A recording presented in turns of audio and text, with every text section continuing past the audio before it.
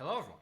Welcome back to a new episode of Advent of Code. We're going to do day 11 today, but first, I wanted to revisit day 10 briefly, just to talk about some algorithmic improvements that I could have made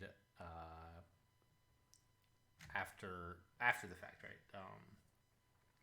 I'm still fine with the solution that I had. I came up with some stuff that seemed reasonable and implemented it, and it was fine. But looking over the ways people solved the problem on the subreddit, I realized I made things more complicated for myself in a couple of instances than was really necessary. And so I just wanted to go over that briefly. Oh, the other thing is that I wanted to mention that there will be no video tomorrow for, I guess, day 12. I plan to get to day 12 later, but I have commitments tomorrow night and won't be able to record anything in time to have a video up at the usual time. So we'll see how that goes afterwards. But if you're watching this because you are we're hoping for a video on the 12th and you said, what's going on? You looked at yesterday, here's why. Anyway, so the main thing is that the way that we determined how many asteroids are visible, you know what? Yeah, I'm happy with the way I did it. Because anyway, okay. So remember what we did is for each pair of asteroids, we started walking from the source to the destination and saw if we ran into any other asteroids on the way, and decided whether we could see it based on that. And we therefore computed for all points which asteroids, which other points they can see. But there were a few things that were too complicated here. Firstly is this whole filter actually doesn't matter at all. Just a tiny little thing, but I could very well have looked in the map and said, hey, is there a point here? I think the reason I didn't is because I had sort of imagined that we would only store integer points in the map, and indeed that's true. We did only store integral points, but we stored them as rationals, so we could have looked up a point even if we knew it wouldn't be in the map. Oh well, who cares, right? It wouldn't be there, and so we wouldn't get it, but it would be fine to look it up, and so removing this, would be a simpler solution. Would it be faster or slower? I'm honestly not sure.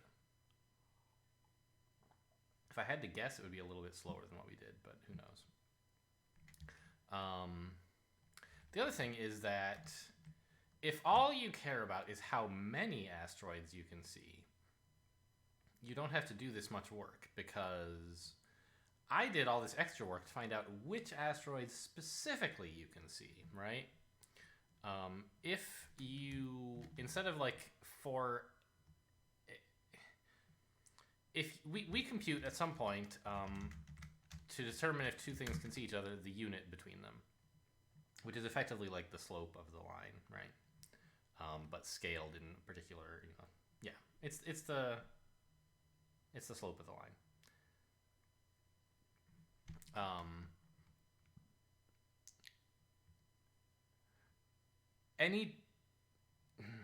If two different asteroids have the same slope in between, for a given asteroid P, if there are two other asteroids A and B, each with the same slope, only one of them can be seen, no matter how many there are. So what you could do is just for each source point, find the slopes to all other asteroids and remove duplicates, and you would have the total number. You wouldn't know which ones can see which. And I thought it was quite likely that in part 2, we would end up caring about which ones you can see. So I did all this work to compute specifically which ones you can see. But turns out that that didn't end up paying off. I'm totally fine with implementing things in the way that seems to capture the most information about the universe we're modeling, and then hope that we can ask questions about all the information we've gathered. But if we were aiming just to solve part 1 as quickly as possible, this was definitely more work than necessary. And the second thing was Well, okay. A lot of people found this solution with trigonometry. It kind of makes sense. I didn't see anyone mentioning the idea that I had of like, or no, there was one person who mentioned it, although they talked about it in a slightly different way than I did. The solution of like splitting the graph up into like quadrants. You know, if x is positive, then sort the y's from negative to positive and vice versa, or something like that. But most people didn't do it that way. They did it with this angle thing, which is totally fine and normal. But this, I could have actually not written at all. This thing that says, oh, you know, if we can only see 15 asteroids and we're being asked what's the 200th one that gets removed, well then this first step can't be the one that gets removed in. Let's do the next step, right? But from part one's, I already knew in part one that there were like 269 asteroids visible from the center. And that's more than 200. So I could have known, actually, that we didn't need to do this step of making sure there were enough. I could have just sorted by angle and been done with it. You know, I didn't, and that's fine. But that would have been kind of a nice thing to notice. Anyway, let's move on to day 11 then, having just done that brief review. As you can see, we're starting quite late today. I didn't get, just couldn't get started on time. But good news, I don't care about the leaderboards, so it really doesn't matter. The main constraint on when I start these is that I'd like to have the video published by the morning after, so no real big issue about when I start. Day 11, Space Police. On the way to Jupiter, you're pulled over by the Space Police. Attention, unmarked space... Oh, can I do a... Attention, Attention, unmarked spacecraft. You are in violation of space law. All spacecraft must have a clearly visible registration identifier. You have 24 hours to comply or be sent to space jail. Not wanting to be sent to space jail, you radio back to the elves on Earth for help. Although it takes almost 3 hours for their reply signal to reach you, they send instructions for how to power up the emergency hull painting robot, and even provide a small int code program, your input, that will cause it to paint your ship appropriately. There's just one problem. You don't have an emergency hull painting robot. You'll need to build a new emergency hull painting robot. The robot needs to be able to move around on the grid of square panels on the side of your ship, detect the color of its current panel, and paint its current panel black or white. All of the panels are currently black. Your encode program will serve as the brain of the robot. The program uses input instructions to access the robot's camera. 0 if it's on a black panel, or 1 if it's on a white one. Then it will output 2 values. First, a value indicating the color to paint the panel the robot is over. 0 meaning black, 1 meaning white. Second, the direction to go. No. The direction it should turn, either left or right, by 90 degrees. It'll always turn, and after it turns, it always moves forward exactly 1. Starts facing up. Yeah, it will continue running for a while. Okay, so we're kind of being asked to... Wait, where does it start?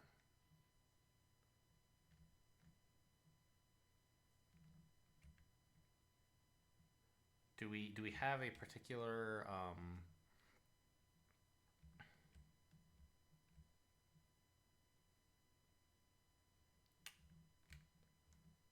coordinate system, really? I don't think so.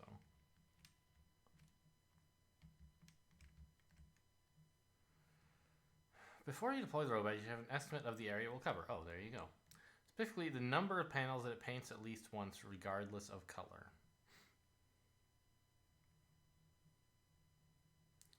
Uh-huh, yeah. So, back where it started,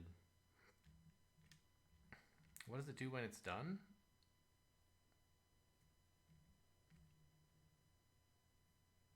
It'll halt. Makes sense. build a new, run the encode program on it. Okay, so this is like, making encode interact better with the outside world.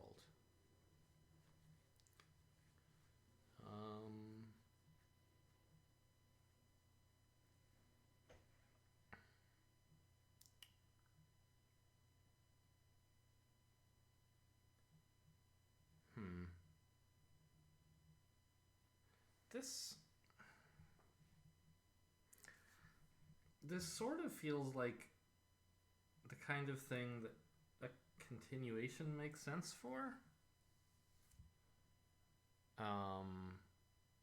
I still don't really understand how to use the continuation monad. This seems like the kind of thing where, like, handling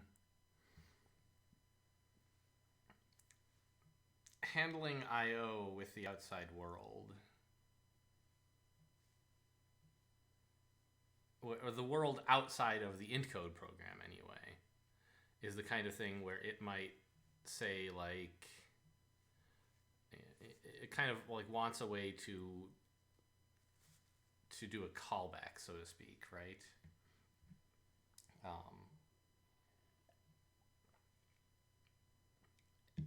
And that sort of seems to me like the sort of thing continuations are good for, but I don't really understand it well enough to apply it. So what's the overall structure of this?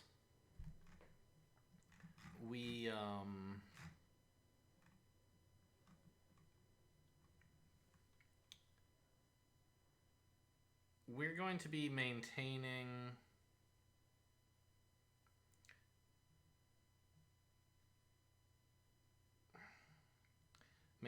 a state, which is like a map from pair of int to Boolean, basically, or to color. And also in that state, we're going to have to keep track of where the robot is and where it's facing. So that's kind of fine. Then we kind of have to do a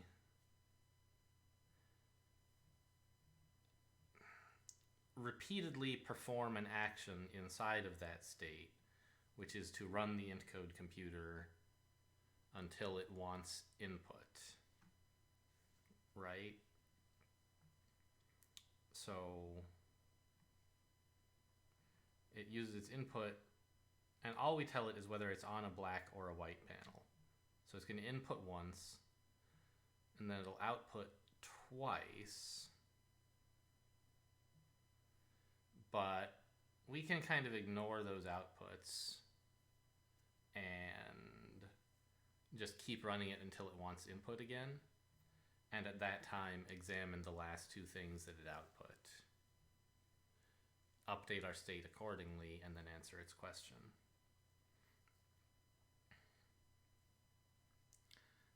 And we want to do this until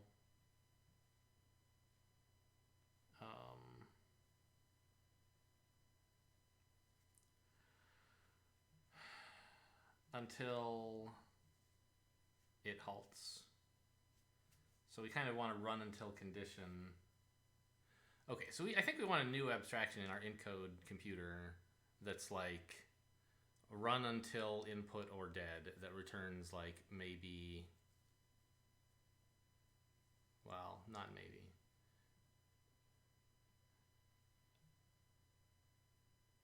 Yeah, see, that's, I don't know.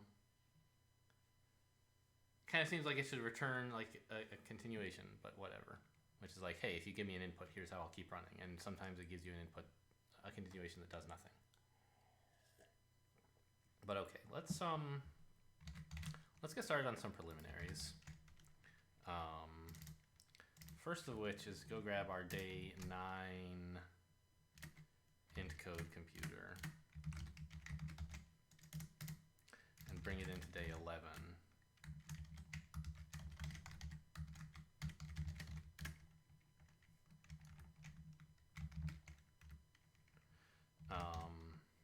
And also, I suppose, grab some stuff out of the Cabal file. Like I needed split. Actually, I should have grabbed day 7s, I guess. Whatever. The point is, no, Cabal file.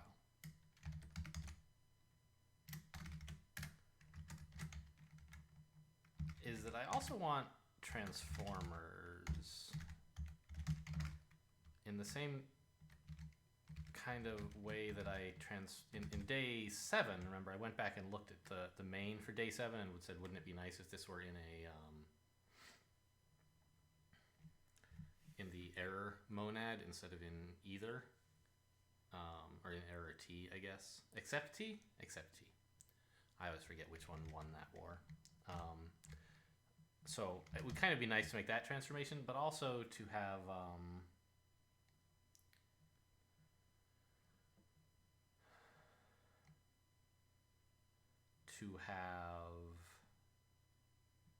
the state monad handy. I don't know, like, if we're really doing that much stateful stuff, it probably wouldn't be that hard to manage it by hand, and maybe, I don't know, because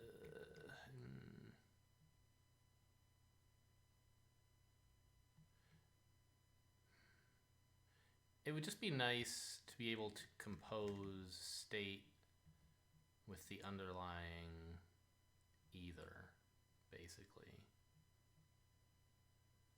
I don't know.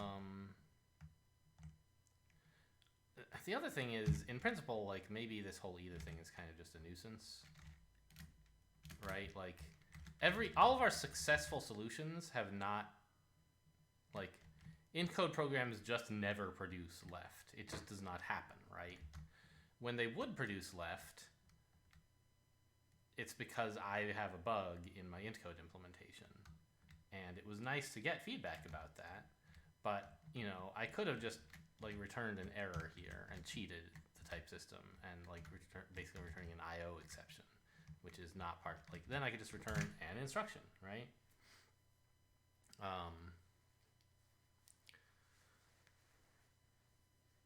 For example, and likewise here, I could have just returned the next step of the computer. And if I ever fail to do that, then instead of left, I can just call error. And, like, it seems like my life would have been easier, right? But it's, like, not how you're supposed to do things. And it's not good practice for, like, writing good Haskell, I feel like. So, I don't know. I think I should stick with returning either. But, like, we use it relatively few places. So I think that I should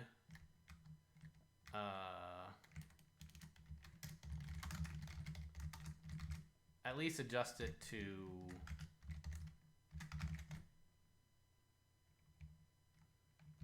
use the except monad instead. And let's give it a type here.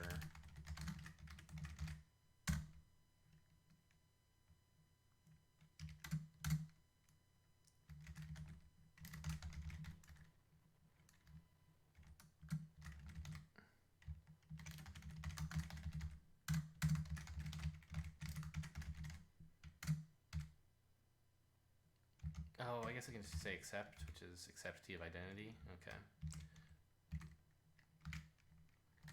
So this way it's sort of easy to, in one place, make a change if we want to return some error information richer than a string.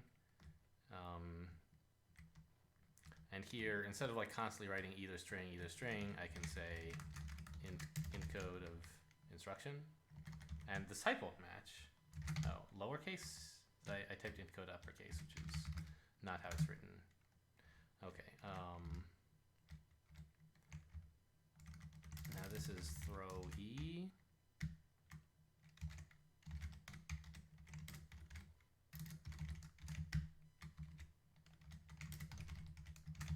Oh, these won't match now because I haven't changed this. Say int code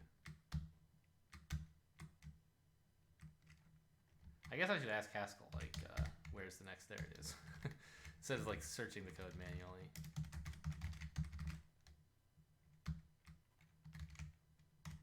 Ooh, case.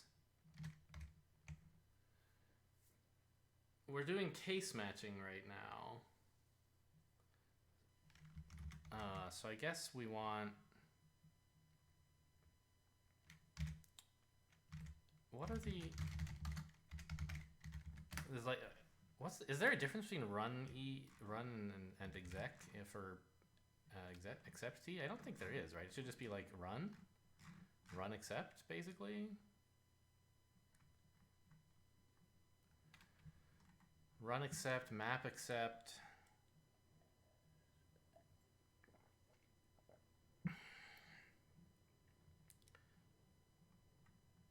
Yeah, I guess I just want run accept. Okay.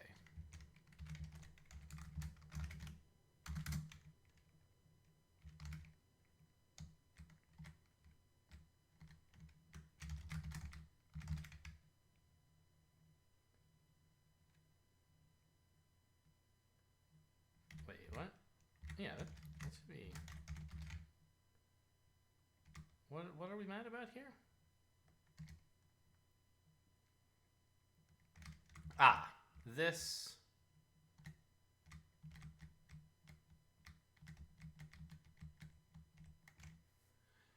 is returning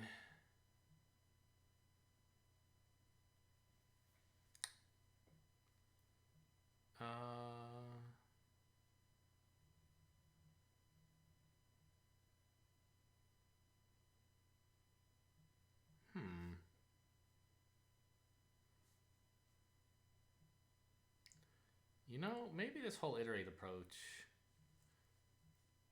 is a little bit too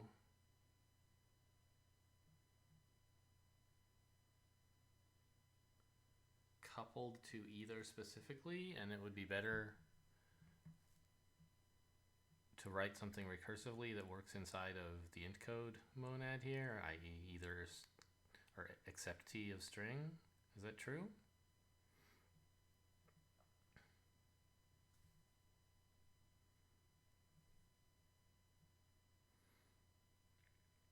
I don't know.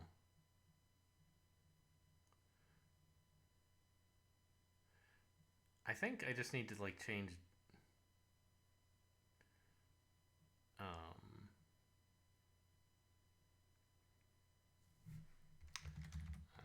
done r equals case r of like, this is fine, it's not amazing, but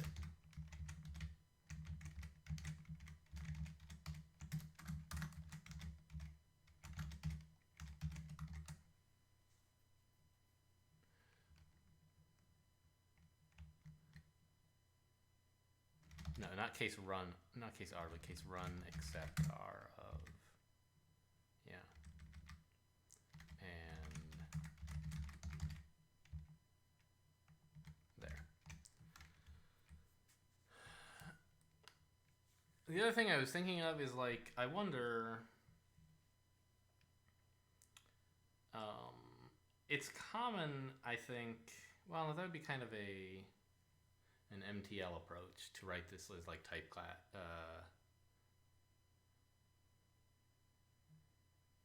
Well, maybe, I don't know.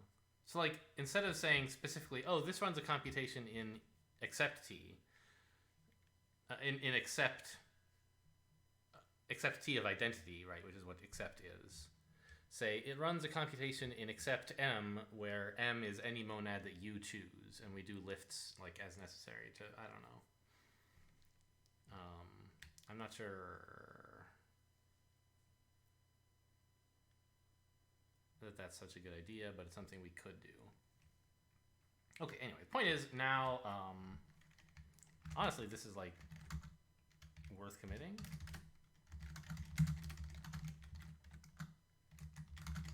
Day 11 preliminary switch int code to use accept t. Okay. I don't don't think that's actually really going to make much difference because state T would be perfectly happy to wrap the ordinary either. It doesn't need to wrap except T. But I think it's kind of nice to do everything with transformers if you're going to be using them.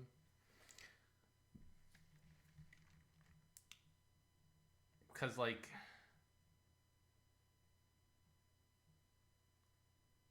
Wait. I always forget which order monad transformers go. If you have an accept T of state, then, well, you know what? We can just look at the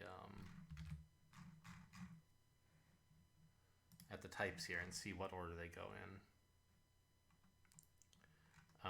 Monad error. Oh, am I in?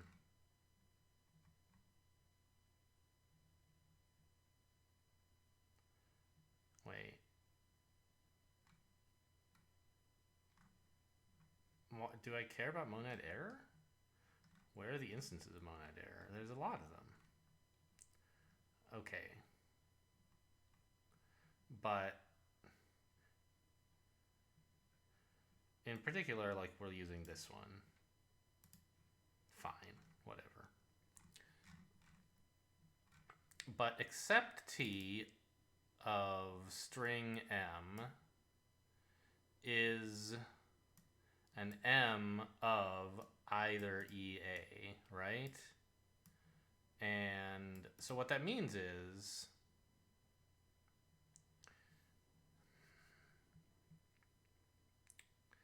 if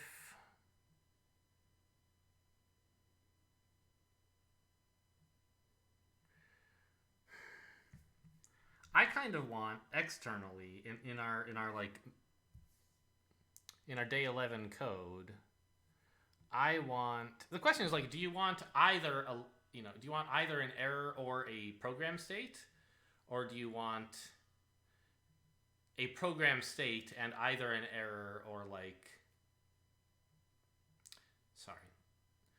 do you want either an error or else a program state and a current value, or do you want a program state and either an error or a current value, right? Those are two slightly different things according to how you nest the contexts within each other. It kind of seems to me like it makes more sense to have, I don't know, they're both actually pretty reasonable.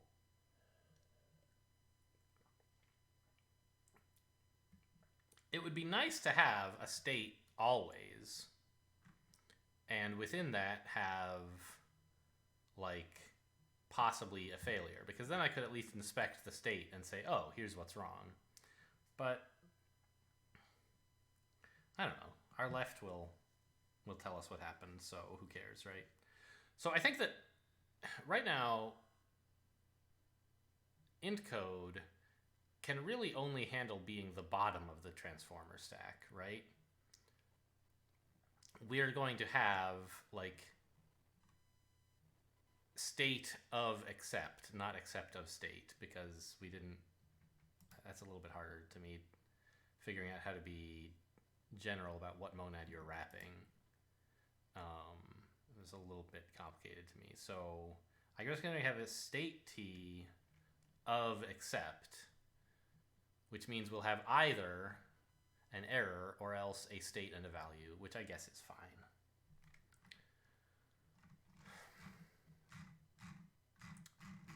Okay, well, I guess let's, there we go, that's how I get back to this. So, okay, half an hour and we haven't done anything yet. That's what you guys signed up for in this channel, to be honest. Import advent.intcode.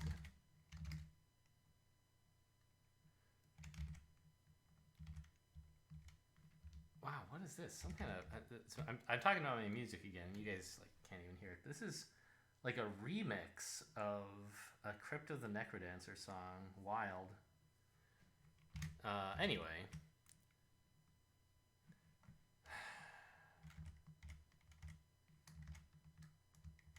So, right, we need to like do some state stuff, probably.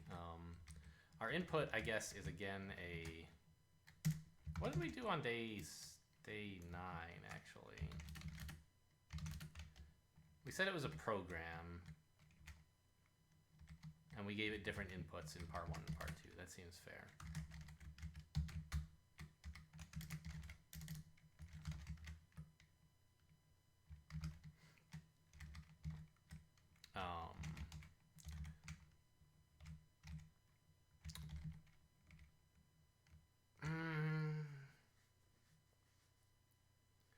Yeah, I guess. So we need then,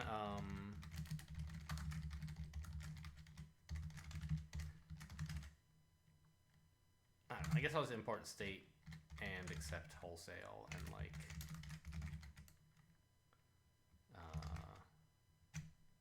not worry about being able to tell which module identifiers are coming from. So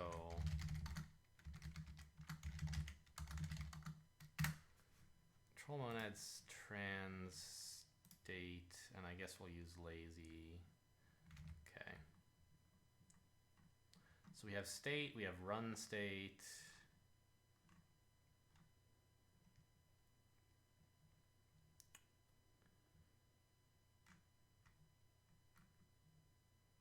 Eval exec.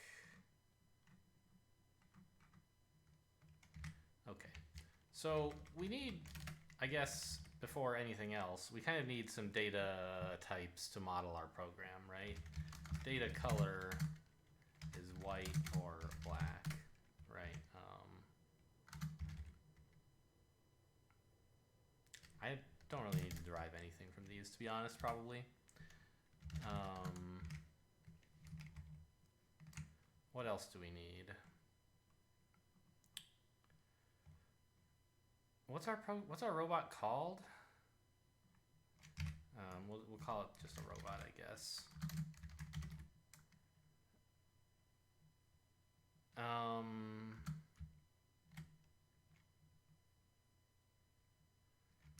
Direction? Do we want a direction? A direction type, I guess. And it kind of needs a position as well.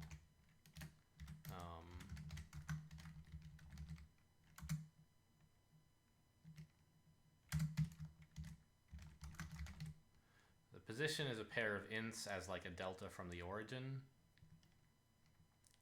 And direction, I'm always torn on these things, whether I should, have a data type that where like with 4 constructors like north, south, east, and west, or whether I should just model direction as like a unit position in one, either +1, 0 or -1, 0, or 0 +1 or 0 -1. I guess I'll take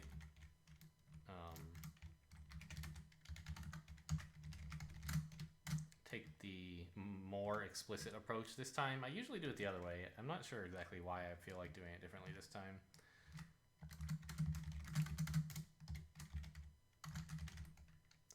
I feel so... Oh yeah, so these are especially bad because of either. So yeah, I feel better about north, south, east, west anyway, because they're clearly absolute, where left and right kind of suggest relativity. We'll need something useful.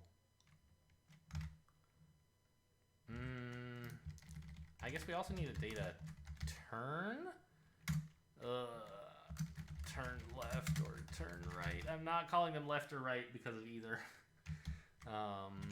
And we need a function like a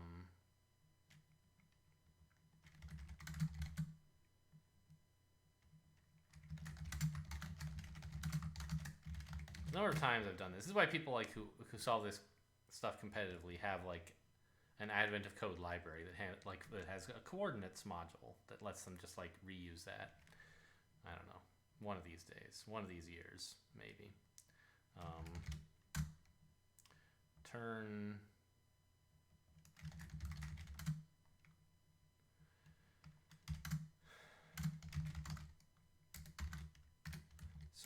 we want to turn left from north, it's west.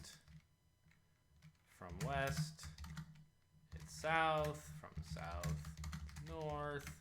Nope, east. And from east, it's north.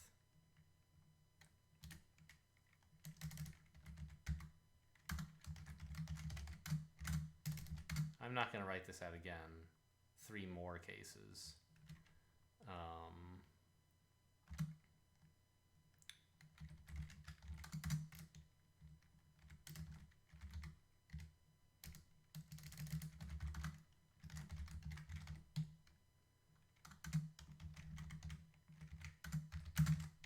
There you go. How do you like them apples? To turn right, just turn left 3 times.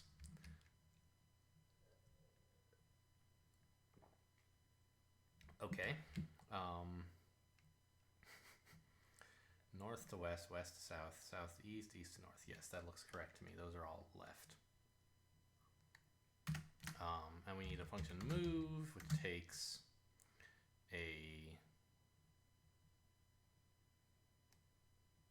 robot and returns a robot, I guess? It needs a direction and a position, and it can only change position. Yeah, I guess it's silly. I don't know, but like, give it a whole robot and have it just change the position, I guess. I think it's better to not give it a robot. Give it a direction and a position separately and return a new position. Just like sort of semantically clearer about what move is supposed to do.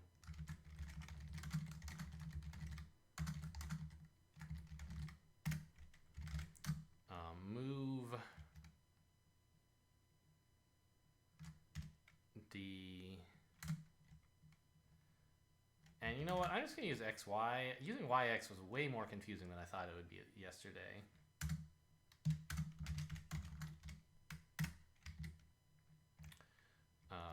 North is XY plus 1. Actually, yeah, this makes, especially today, it makes sense because we are centered actually at, like, the origin is in the center, not in the top left. And we have negative numbers, so it makes way more sense to do XY this time. But even in yesterday's problem, I got confused more often than I would like to admit by the way I wrote YX instead of XY. Okay, so kind of gross, but there you go. That's move and turn, easy enough.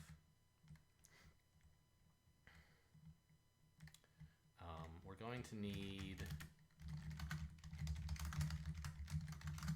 a map because we need a hull, which is a map from position to color. And we need a data solution state progress.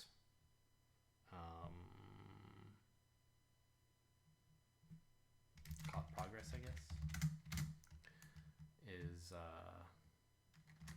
progress of a robot and also I already forgot what I called that other thing. Nothing. Oh, a hole. There it is. It's right above me. Wait, was that highlighted in green? That's definitely green. I've never seen green before. Is it?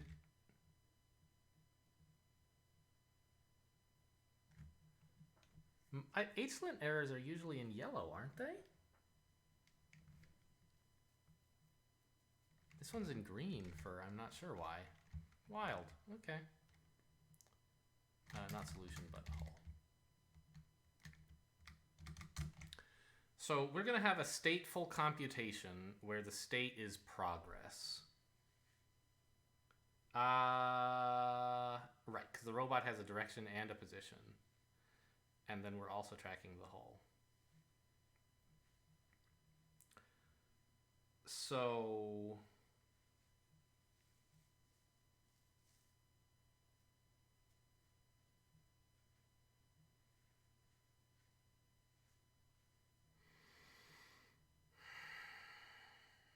did I end up writing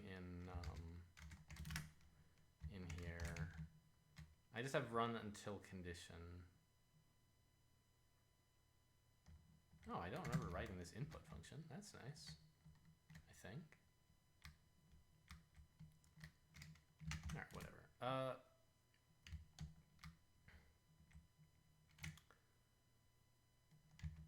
Right. So let's try writing here.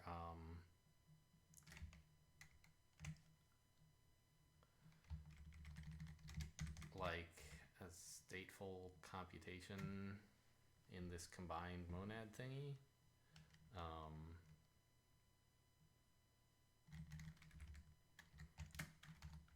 I guess we want like a type.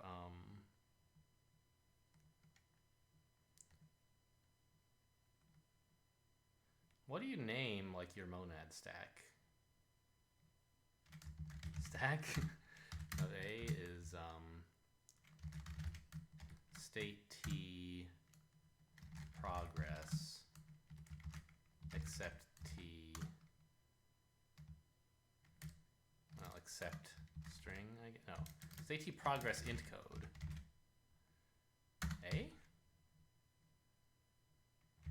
Kinds don't match? What's wrong? Int code should have one argument. That doesn't seem right.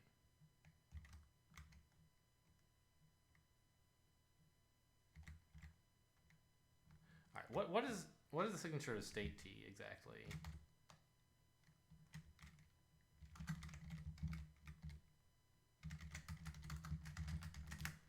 State T wants the type of your state and a monad.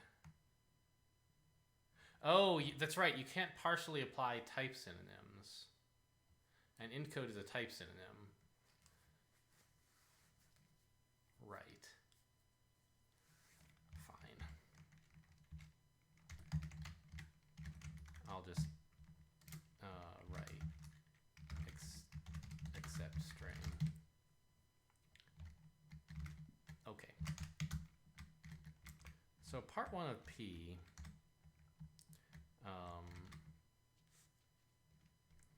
it's supposed to return an int, right? The number of panels it paints at least once, yeah, int, is going to be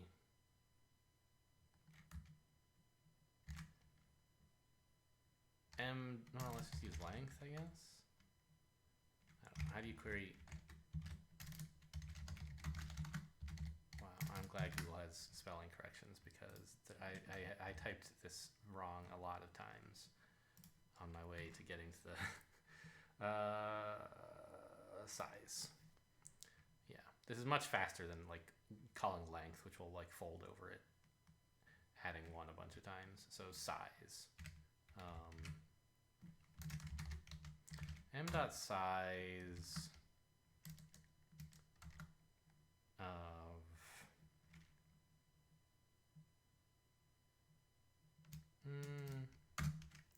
I guess like either error or M.size run. Okay, if we have a state T, so state, we run state and that'll give us an either or an except. So we run except and we only want the state, which not the return value. So that's going to be exec state. What is the type of except state? Exec state? It takes the initial state. Makes sense. Initial state.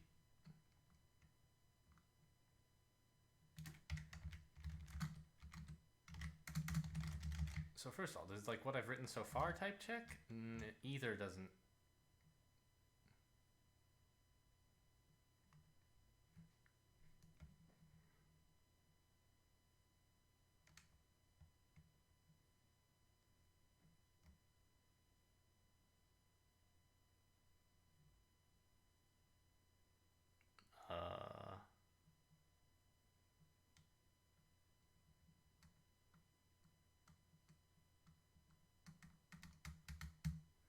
wait, what?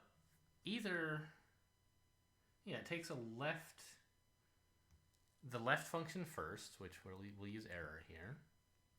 Then the right function, which is size.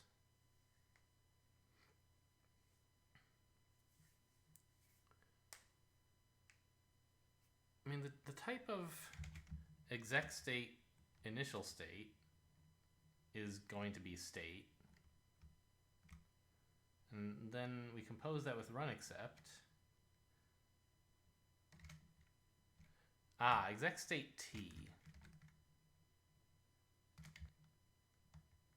Because now they'll give us an ms, which is an either in this case. Or an except, I guess. We'll run that and get an either. And then we'll call either. Dot is applied to too many arguments. Oh.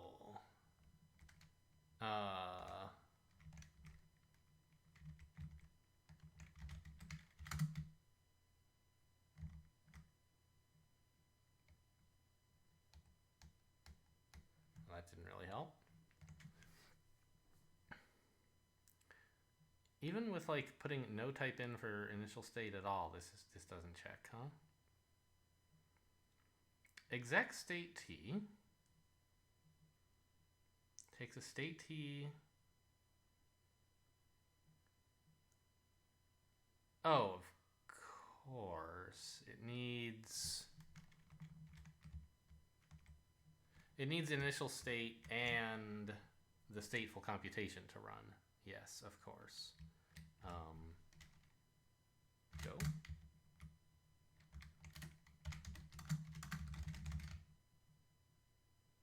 Yes. All right, this type checks. You know, there's two holes in it, but we could, like, for example, ask what the types of those holes is. It doesn't tell me much, does it?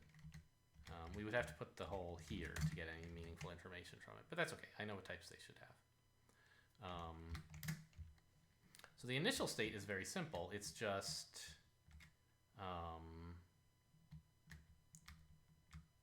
we build a progress of first a robot pointing north, we were told, at 0, 0. Doesn't matter, we could pick any 2 points here since everything's relative. And then we also need a hull, which is empty.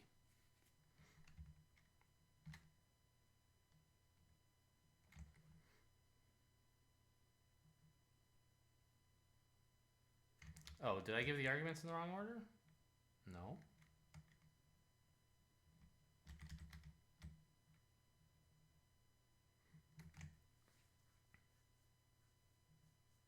Oh, yeah, that's true. We're returning a progress, not just a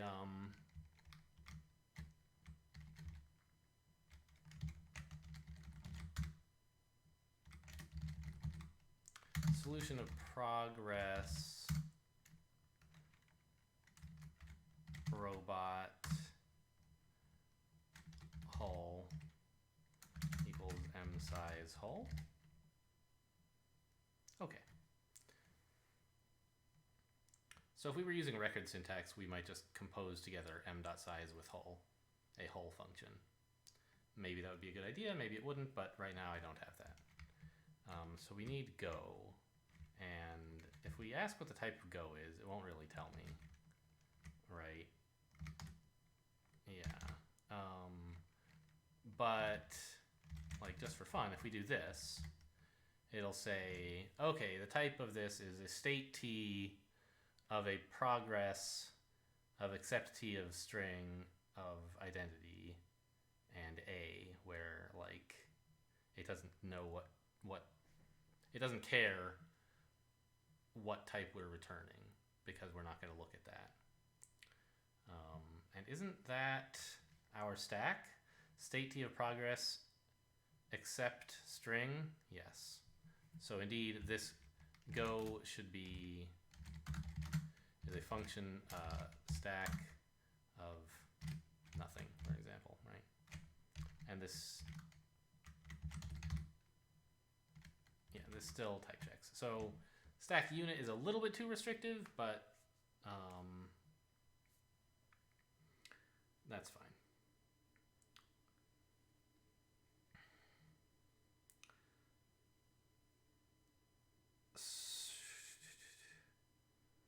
So I have a state T. So I always forget which things I have to lift and which things I don't. But oh, speaking of which,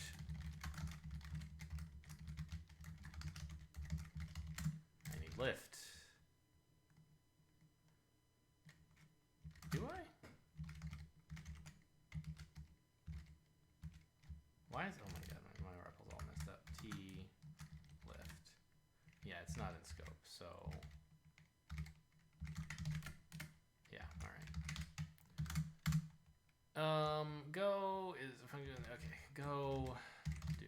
There you go.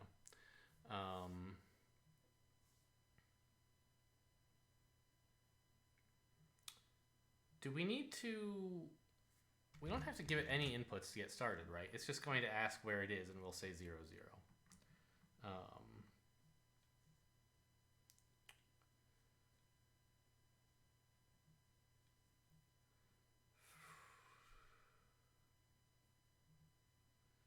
First, it uses, oh, it doesn't ask where it is. It asks what,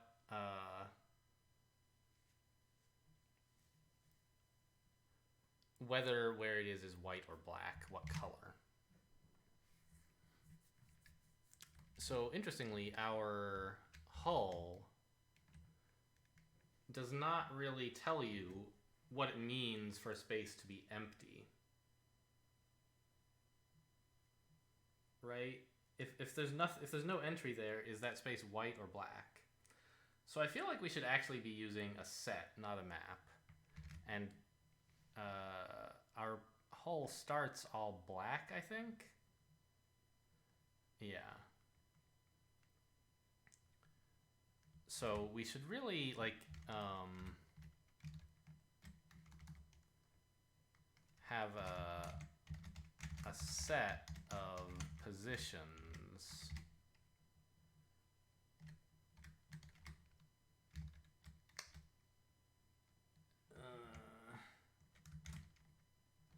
I don't know, it's a little weird.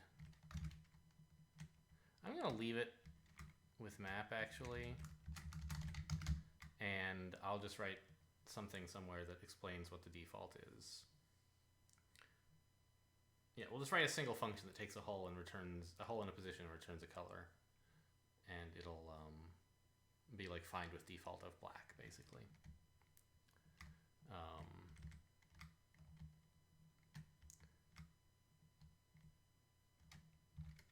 We'll put that here.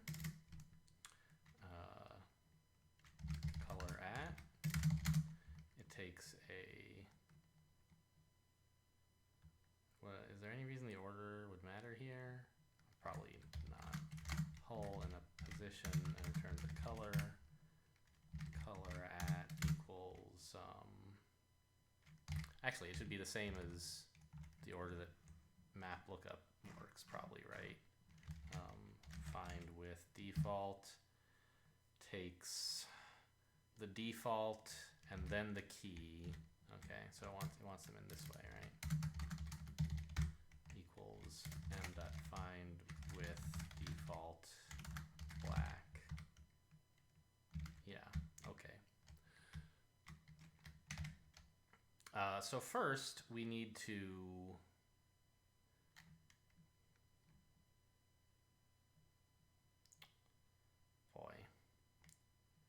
it sure would be nice to be using record syntax for the robot and the state, wouldn't it? Okay, fine, I'll do it.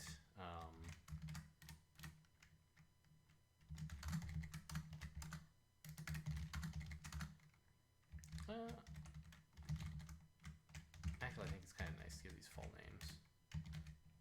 I forget if you're. Oh God, Haskellers love their commas to line up with whatever. There we go. And progress is a progress where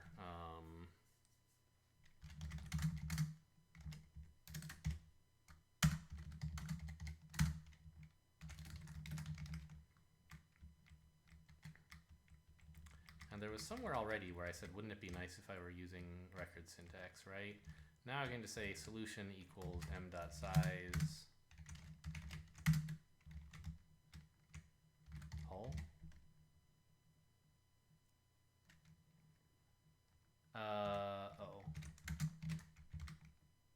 It was parsing weird because Go wasn't finished, but yeah, this type check's fine. Okay. Now what I want to do is, like, I want to say, what is it, like asks or gets or something? What are the functions in state called? There's get and put, gets. Okay. So the robot is gets. But I want this shadowing. Okay, well, I think the thing that is cool to do in this case, if you're not going to use lens, which I'm not, is to, like, do this.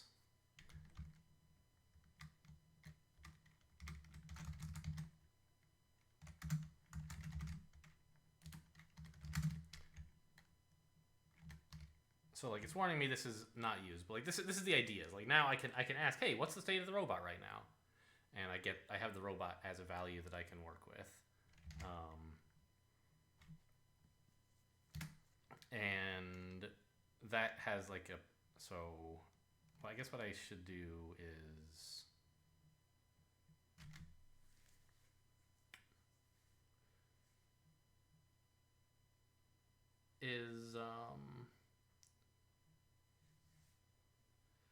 let's see, robot.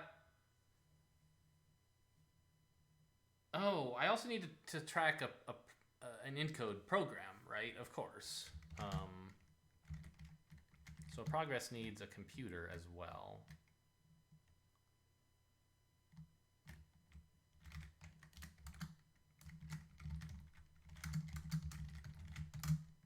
Because I need to be able to ask the state. Like, that's the most important thing. I don't need the robot right now. I need the computer.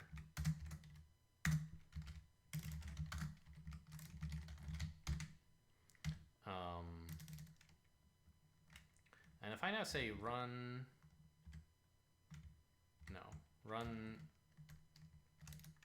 until condition of C, like, what exactly is the type that this has?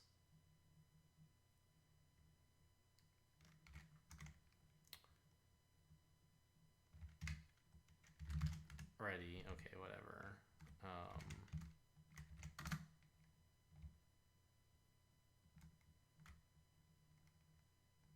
Run until condition takes a function and a computer and returns an int code of a computer. So I need to, like, lift this.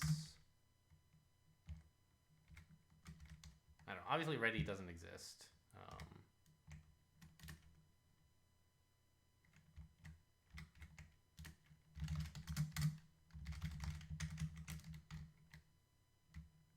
Yeah.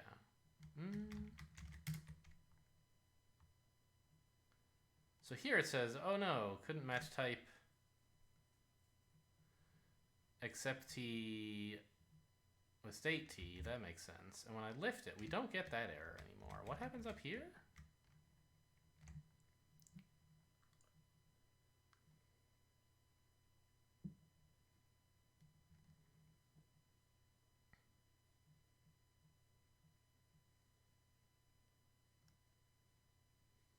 Initial state is applied to too many arguments. I see. There's a type error somewhere, and I told it what type go is. So it's inferred a weird type for initial state, I guess.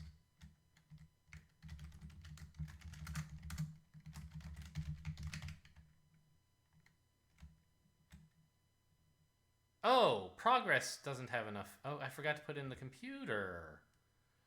Fine. This is why you should give type signatures to things. It inferred, oh, okay, he wants not to track a progress, but to track a function that takes a computer and gives you a progress because of this, like, mistake I had written It just bubbled up in a weird way because I didn't say what I was expecting. So what's the type of make computer? It takes a program like that. All right. Now what is this? You're warning me about lift? Oh. Okay. Well, I'm not going to ignore it. If I did, this would be a useful error to have, a warning to have, I guess. Okay, so we need to write ready, and like that's fine. Ready is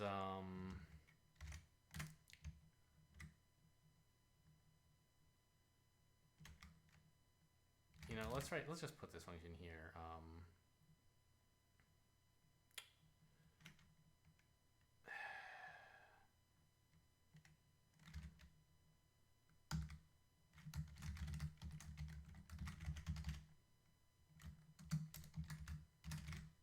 There you go. Long name. Didn't know you were signing up for Java today, did you?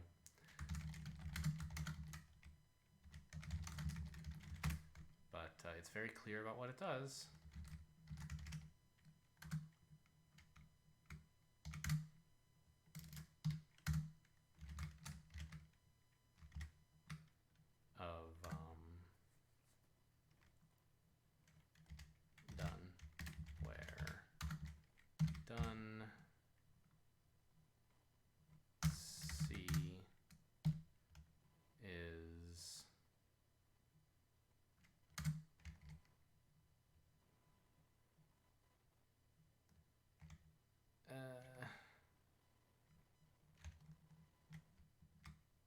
Needs input. Okay, yeah, I see. So it either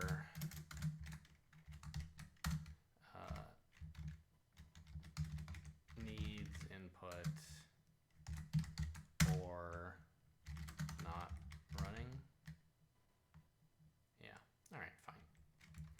Last time I wrote this function, I did it with lift A2. This is sort of the equivalent thing using the inline applicative operators. This is working in the function monad, saying these needs input and not running are both functions that want a computer. Please combine them using OR into another function that needs a computer, and checks both of these conditions, ORing them together. So fine. Run until input needed or done. Now we don't need ready anymore.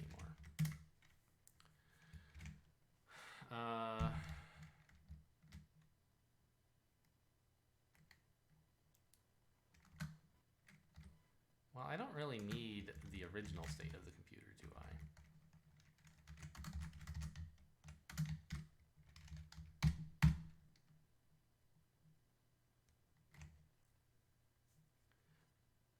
Yeah, get the computer that we currently have, run it until it's finished or it needs input. And now I have a new computer. And I can say, if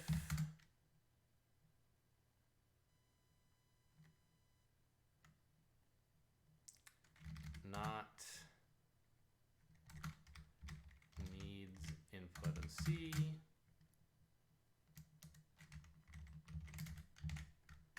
then else, probably do again, else do. Why is it indenting so weird? Is this actually correct?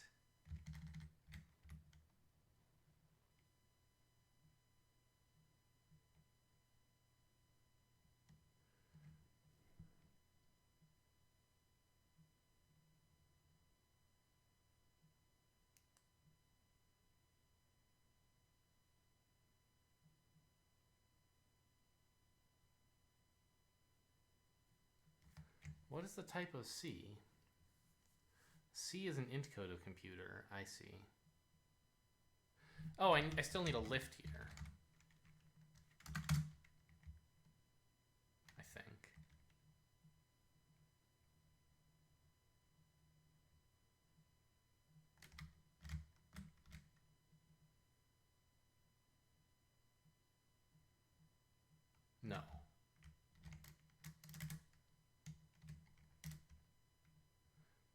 because I need to perform this unlifted.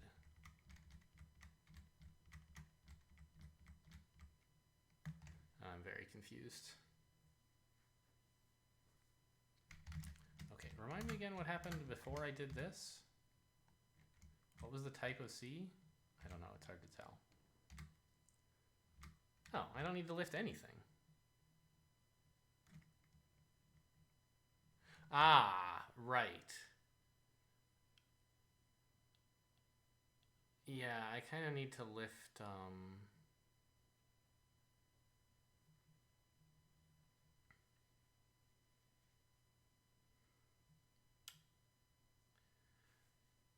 Get's computer is fine. It's doing something stateful, and so it works in this do note, in this do block. But I don't want to do something stateful now. I want to do something errorful.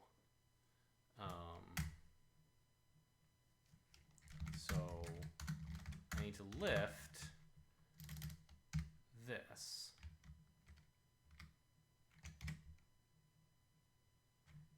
Okay. I'm still very surprised that this is where Haskell mode thinks I should put. Shouldn't it be here?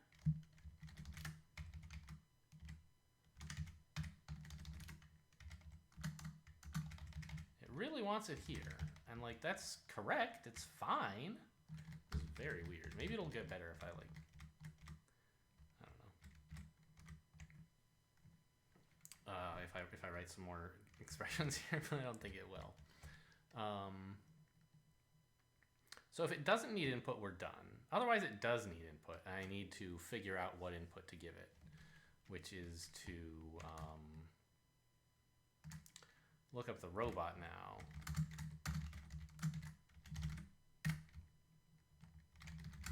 It's still gonna put my everything right where it is, huh? This is so weird. I mean,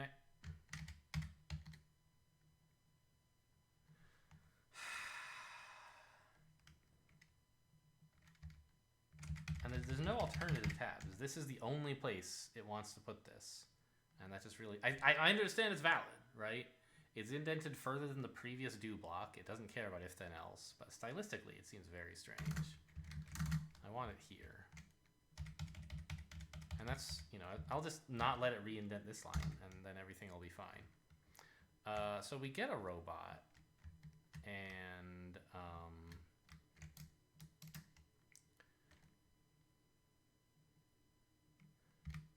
now we say C prime prime. Oh, hang on.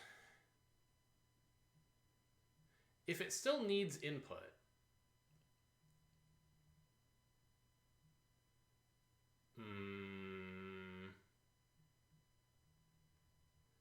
well, I was going to say if it still needs input, that means it must have recently produced some output. But that's not true because we started it with no inputs.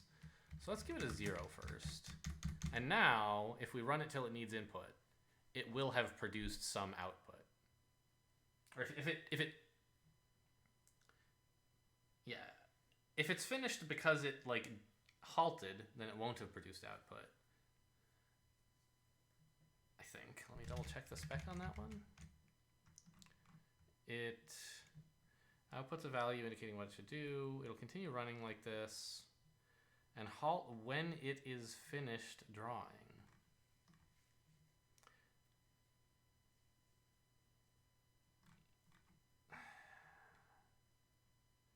After several more, I don't actually know whether it is permitted to produce output in between receiving its last input and halting.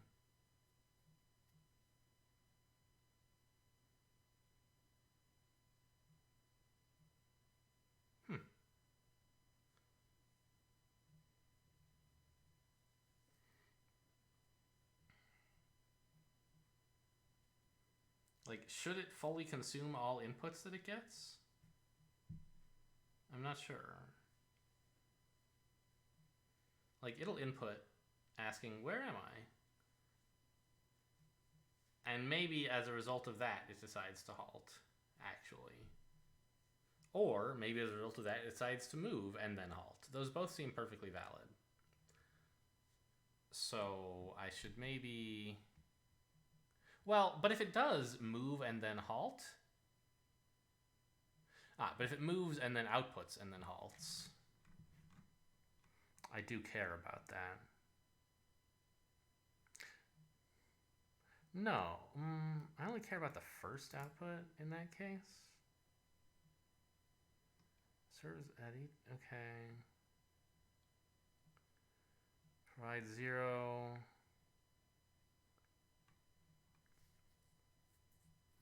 After it turns...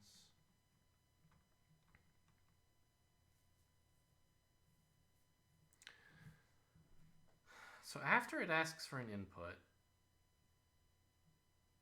I guess it may or may not produce an output. That's a little... Okay. It makes my handling a little bit awkward, I think, but so we've decided it needs an input. Input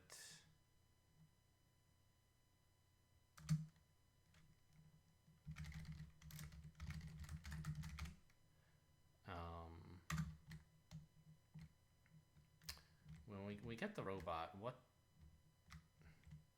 Oh, I don't even want the robot first, do I? Do. I need the position.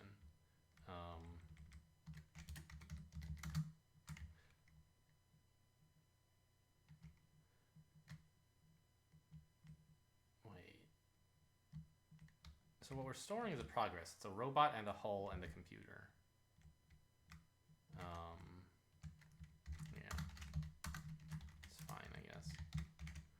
Color to int of position of robot. No, there's a color at function, right? Takes a position and a hull.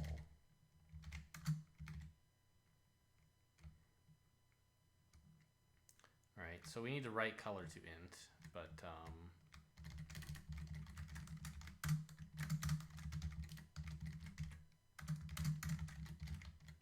Quilta.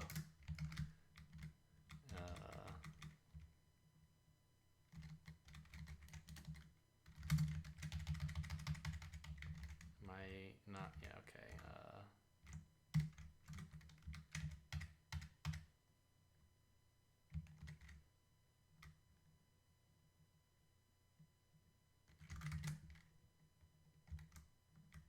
Color to int.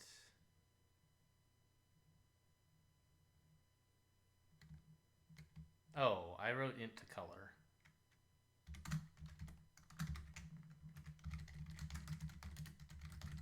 And I need both.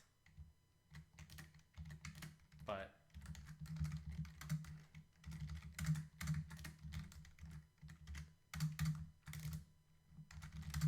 like this could be done with enum instance, but I don't really like it very much.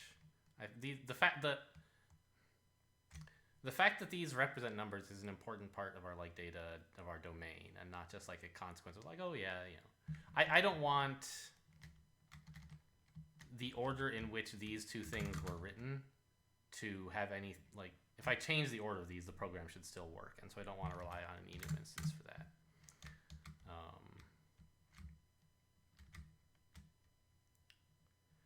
Color to int. Oh, we use integers. That's right.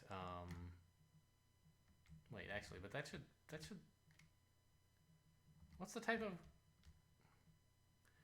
color at? In terms of color. What's the type of color to int?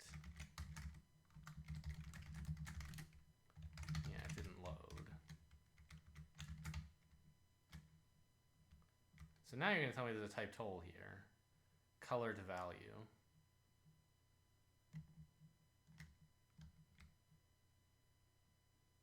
Oh, right.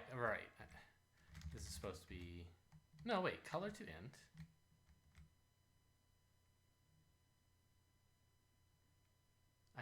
I wrote these, but I gave them the wrong names? This is clearly color. Well, let's do the replace here, I guess. Did I just wait? What? Rename color to int. Call it int to color. Oh, I tried to rename it, but I forgot I used a lowercase I. So the name stayed the same. And then I went to write the other one and gave it the other name. It's still wrong. Color to int. Rename it int to color. Am I insane? Color to int. Color to int. Rename it int to color. Oh, now it's asking me, do you want to do it? Okay, got it.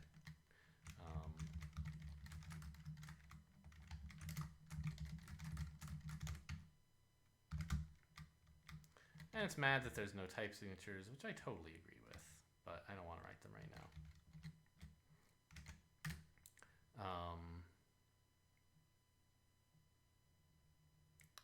So it needs input.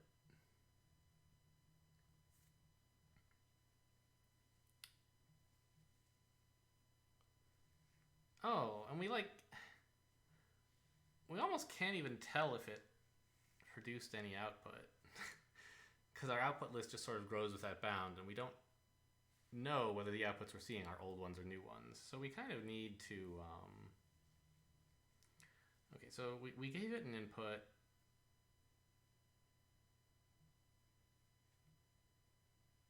It asks for input, and then it...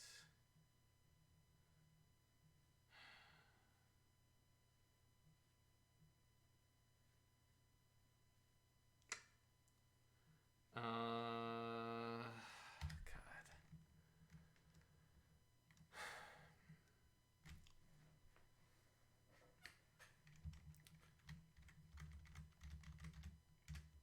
I guess we should look at its outputs and see if there are any, right?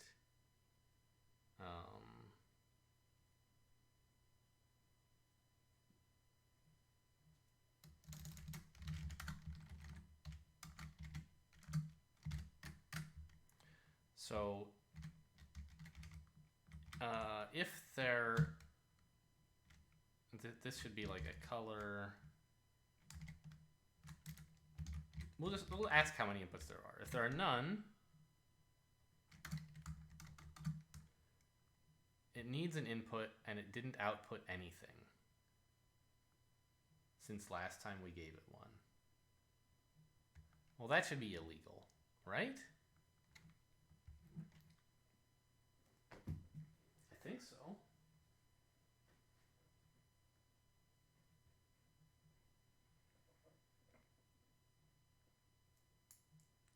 Yeah, there should actually always be two outputs, now that I think about it. Assuming we clean up all the old outputs every time we read them. Because it said, hey, where am I?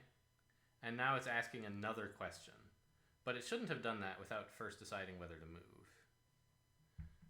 So I think we can actually say color director.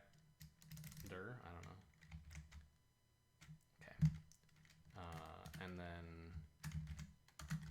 do nothing. Otherwise, like error. I don't know. Let's throw E, I guess. Lift a throw E, probably. Robot didn't move between inputs.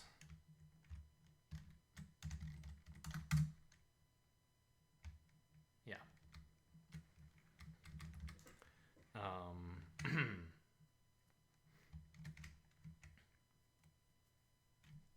So we ran the program till it wanted an input. And we gave it an input, which is fine. It's not going to use that right away, but that's fine. I mean, I guess actually we could do this first. Say, what have you output since the last time I input for you?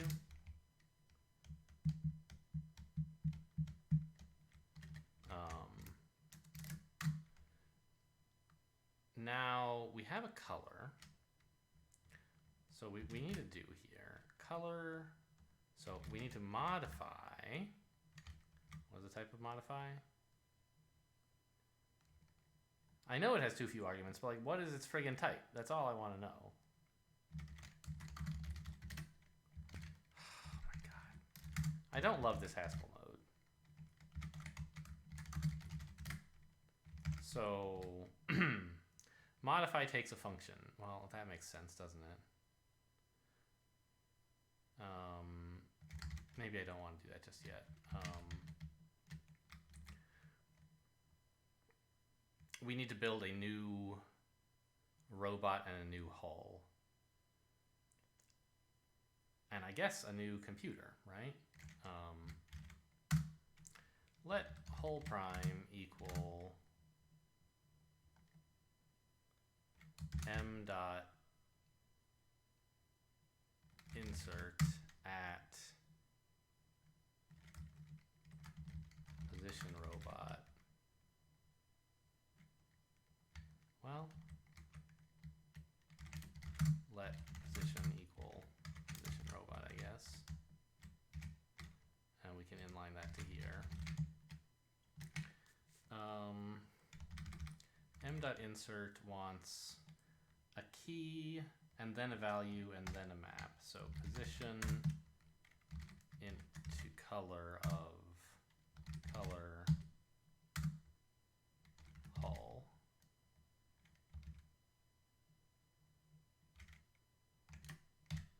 And we need a new robot. And a robot is just a direction and a position, right? Maybe in another order. Yeah, it's just a direction and then a position. So it turns before moving, right? After it turns, so it turns and then moves.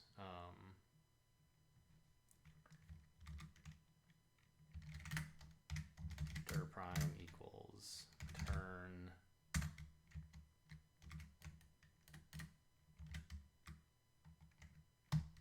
direction robot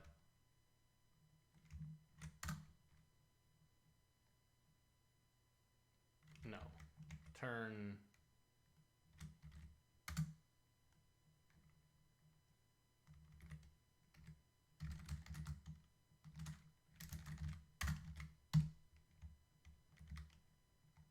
okay, so we need a function int turn that interprets the robot's requests to turn.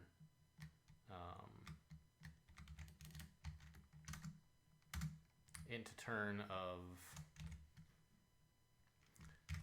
0 equals turn left. Int turn 1 equals turn right. Robot equals robot of dir prime and move of dir prime position, right?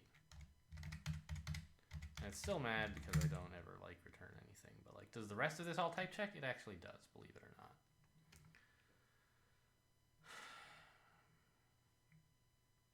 So we have a new robot, and that's fine. And a new hull. And we have a new computer, or we will soon, right?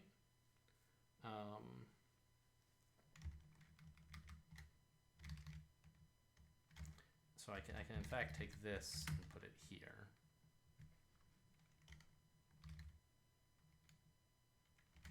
This is a little confusing, I guess, because yeah, I should put this one first so that it's clear that it's not using the updated hull. It's actually not clear because I could use, like, these can be circular. Like, not circular, but, well, I guess they could. But I just mean, like, there's no particular ordering here. I could use hull prime here if I wanted. But I don't want to, and I'm putting it first to make that clearer to myself.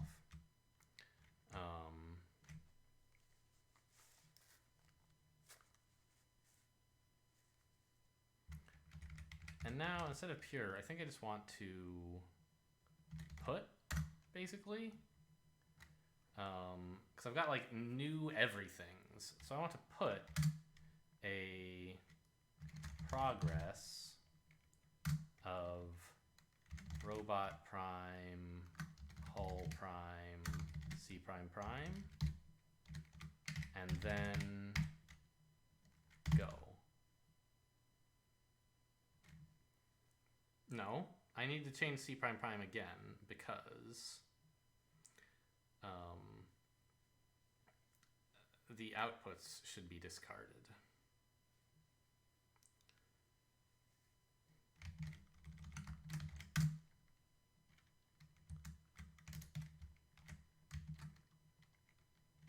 Outputs equals empty. Is it called outputs? I guess it must be because it didn't light up when I said this, right? Yeah, okay.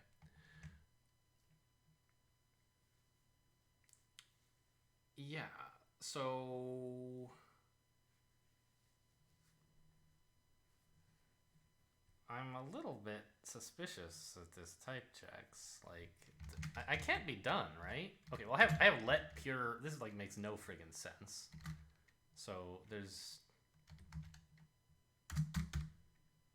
I just need to do nothing here, actually, right? Let's put this near the top since.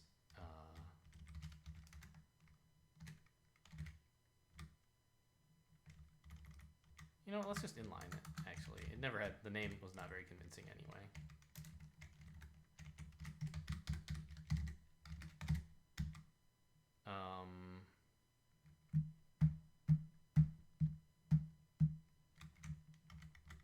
Well, I expect something bad will happen when I run this, but I've been proven wrong with that expectation a number of times. Yes, we run it till it needs input. I don't know. Let's try it, right?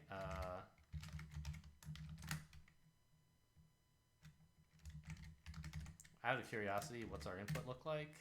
An encode program. Not a big surprise there. Big numbers. Wow.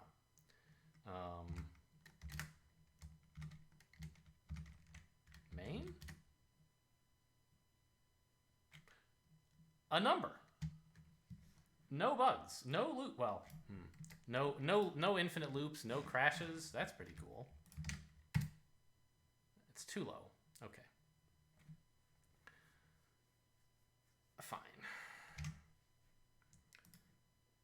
So something that's a little bit kind of sad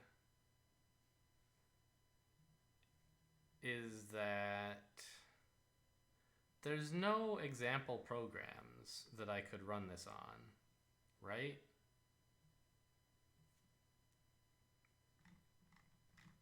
Which would be a nice way to test that I'm like doing things sort of right-ish.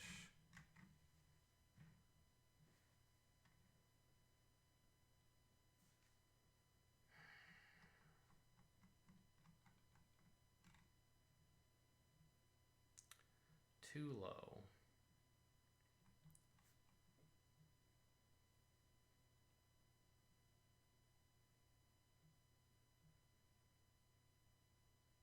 Oh, you know what?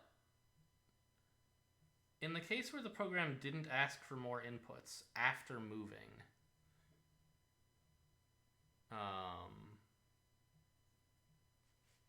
right, on its last iteration, I'm not accounting for any painting it may have done then. Okay, interesting.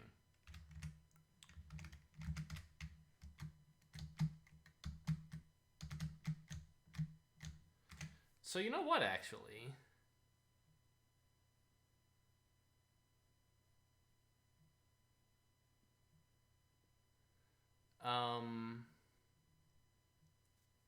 I think I should do this step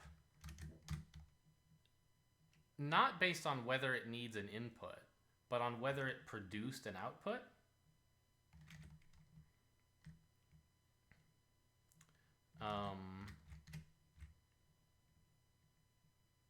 So maybe I should like, yeah.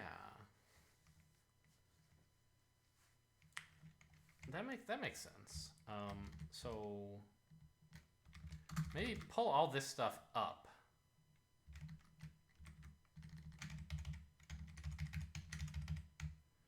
And also this.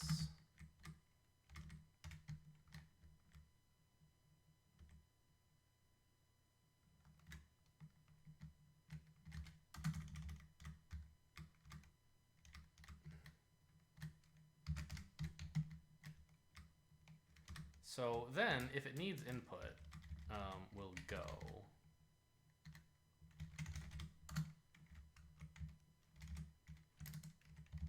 When it needs input C, go. No, because otherwise I still need to return something. Actually, maybe I don't. Maybe the return value, since we never look at it, laziness wouldn't. I actually want to try that.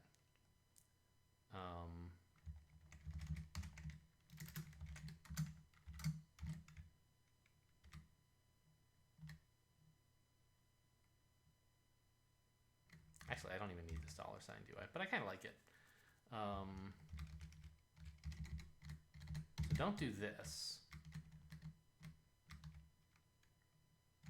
Oh, I see. No. The go should go here. And we shouldn't throw an exception. We should just say, give up. No.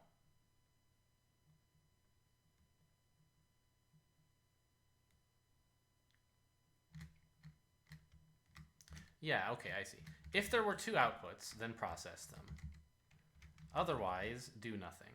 Finally, regardless of whether you did that or not, decide what to do based on whether it needed inputs. Yeah, that seems plausible. Not guard, when.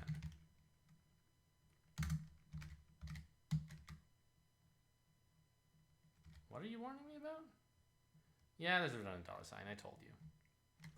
Right, so... And actually, it's not like there will be no value. The value will be unit, which is fine. So we're ignoring that. I see. So what happens if I run this? 550. What did I output before? Also 550. Okay, well, probably I didn't fix the bug then, huh?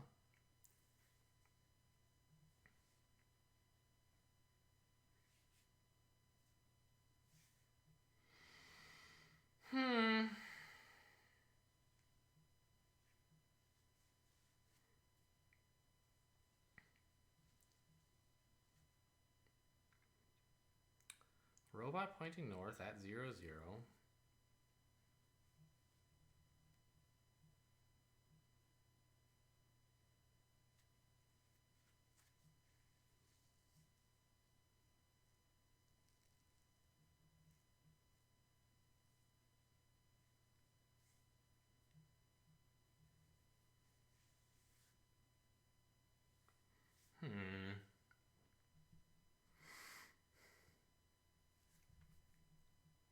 So we now are handling the case where it outputs something after receiving its final input, and the case where it doesn't. I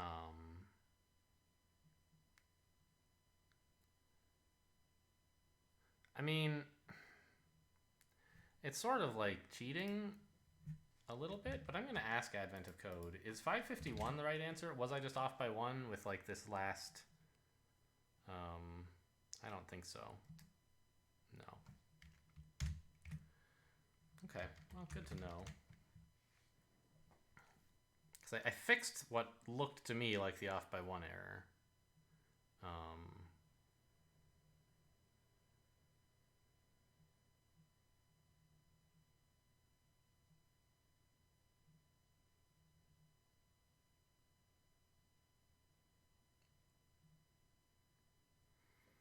I guess it's possible that we could get just a color back.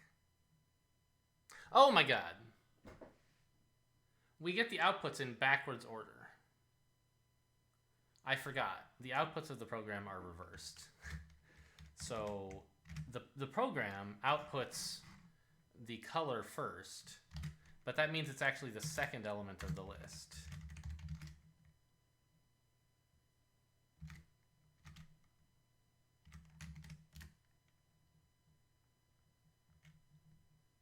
Well, if 550 was too low, 31 is probably substantially too low.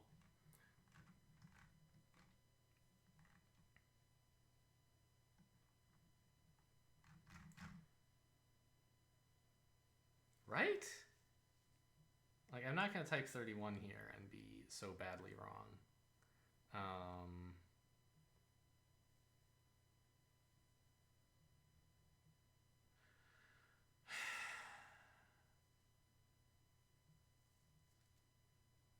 So I guess we could test it in, like, the absolutely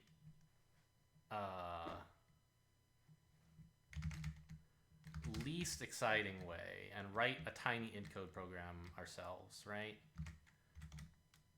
I could say part 1 of prepare, and what's a tiny encode program that inputs? Input is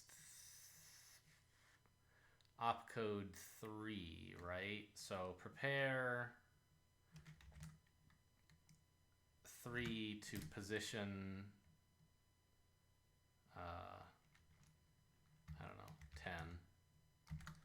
Then, so we input into position 10. And then I want to output, which is 4.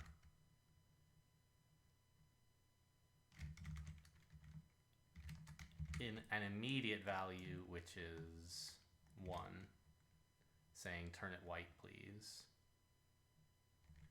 Output another immediate value, which is 1, which means turn right, and then halt. Right? We painted 1 square. And if I do this all again, we should paint 2. Ah, whoops, I overwrote some memory. All right, position 10 is now being used. So give me position 100, please. 2, we painted 2 squares. So, like, there's nothing obviously wrong. We're handling simple inputs reasonably well. You know what would be interesting, actually, is to repeat this like 5 times and ensure that the answer is 4. Right, this is a program snippet we can paste, and it'll, so we've already got 2. Now we have 3, 4, 5. And the output is 2. 2? Did I forget a move somewhere?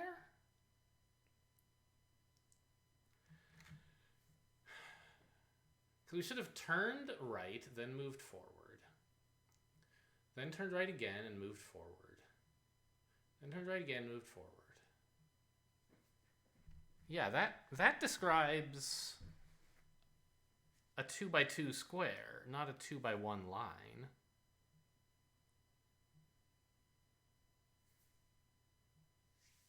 Okay.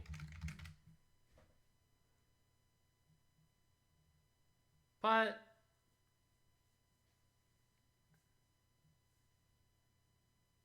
I mean, okay, this is great, right? Because it means that we have a minimal failing case, or at any rate, a small one.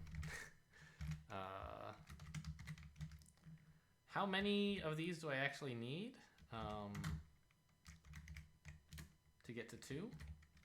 Is 2 of them enough? I think so, right? I have 3, and already there should be 3, but there were 2. If I remove this, there are still 2, and there actually should be 2, right? Yeah. So this is my failing case.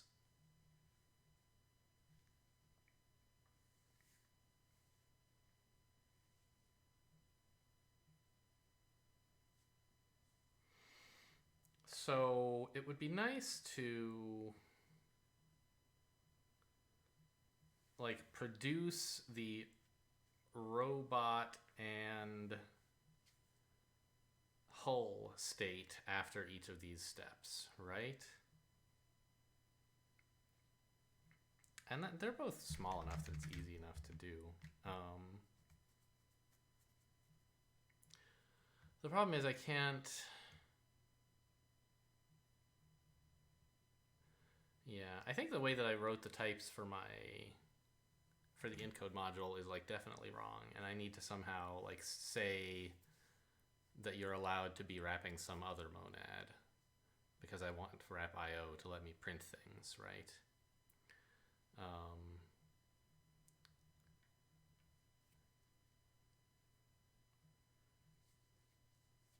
Although, well, yeah. Right now I'm not using the return value of my state computation, and I could hijack it to return a list of all the states we ever visited, but that's kind of silly. I'm just gonna like cheat and import debug trace, which lets you print even in pure code.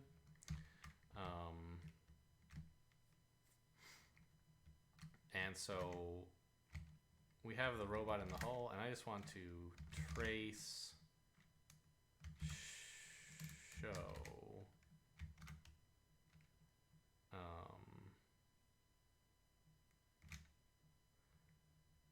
trace show of robot hull, and I didn't make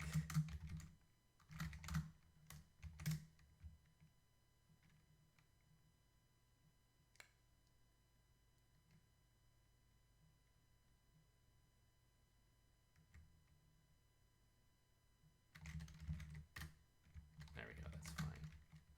Trace show, yeah, show robot. I didn't make robot show is what the sentence I was in the middle of earlier, but that's fine. And I'll also need this for direction.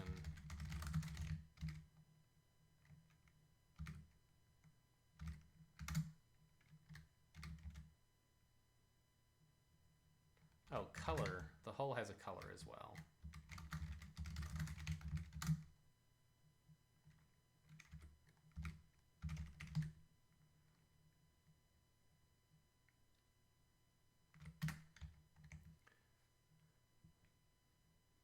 What? Okay. Yeah, so it just went north to south. Which is just mental, right?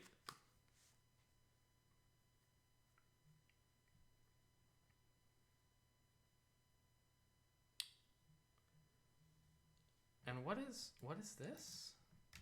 Oh, that's the map. Yeah, that makes sense. Okay, so is our turning wrong? Did we turn twice somehow?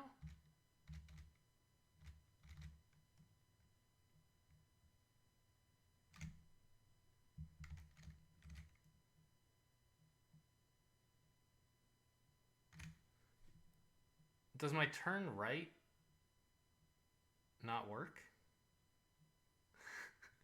That would be pretty sad, wouldn't it?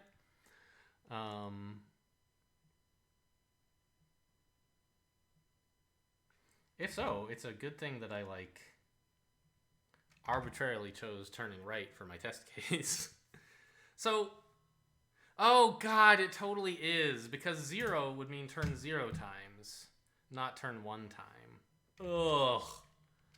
Alright, this is enough reason to rewrite this whole friggin' function. Just like that tiny little bug. Yeah, now... Well, what?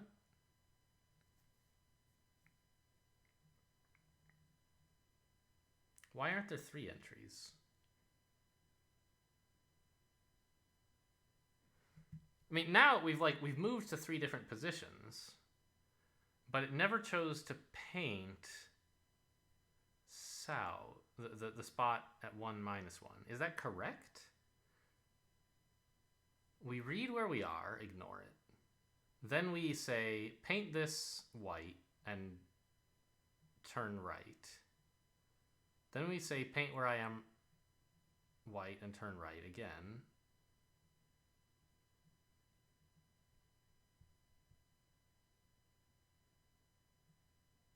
Oh, it returned 3. I see. That's fine. So it returned the right answer. We never printed the final state, but that's all right. A little confused about why not, but whatever.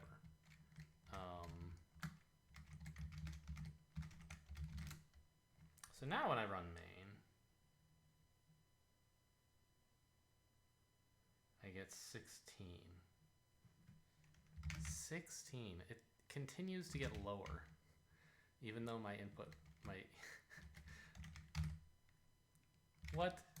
Alright, first of all, let's try switching these. Do I get, like...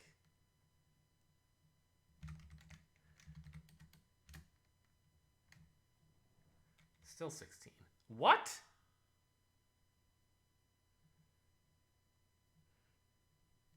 I'm, like, shocked, actually, that you get the same output if you interpret its colors as positions and its positions as colors. Are you kidding?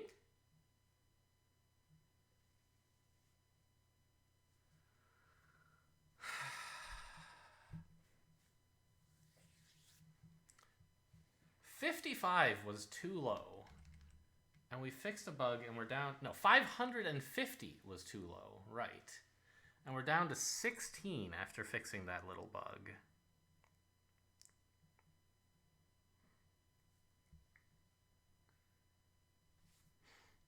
And we all... Every step...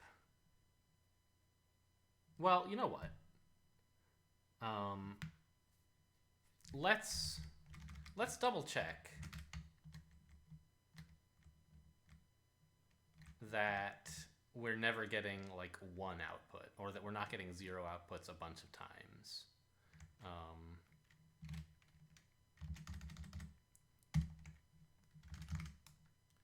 Trace no input, no outputs.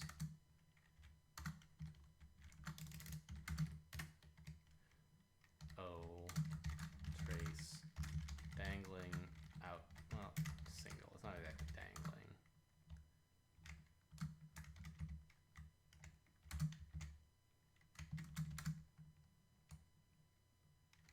Show O.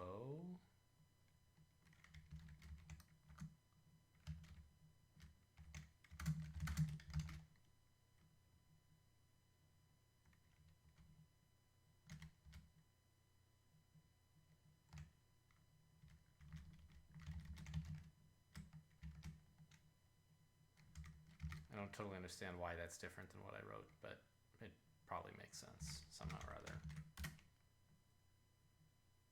No, we always got 2 outputs, just like we hoped. Okay, I mean, I can put this in, but it probably won't tell me anything very interesting, because I don't know what the program's supposed to do. Prints a lot, doesn't it? Okay, stop. Let's not print it at every step. Let's, like, I don't know.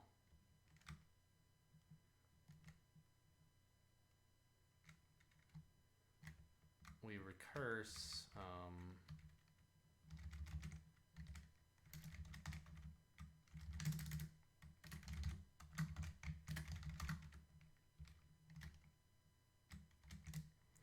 otherwise trace show.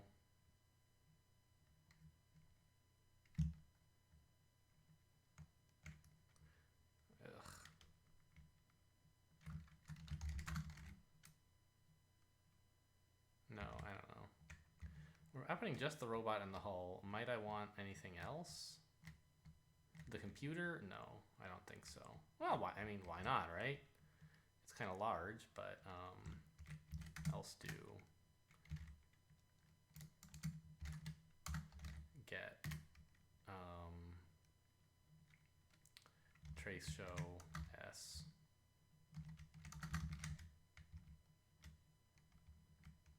Oh, the computer is progress is not showable. Fine. The computer is showable, as I recall.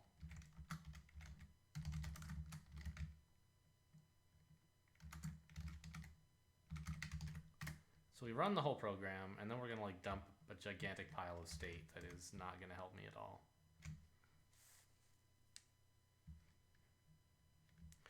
Okay, we observe that it did color some squares white and some squares black.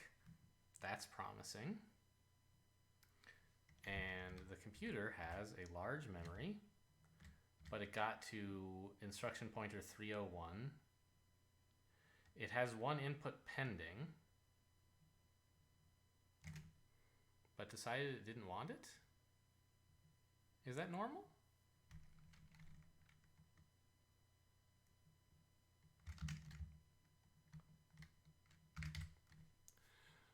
That doesn't seem right.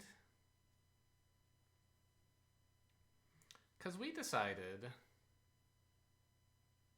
Oh, no, it's normal enough. We gave it an input before asking if it wanted one. Before asking, like, hey, did you stop because you need input or because you're done? And it was done, so it's ignoring that input, but we did give it one. Fine, I guess.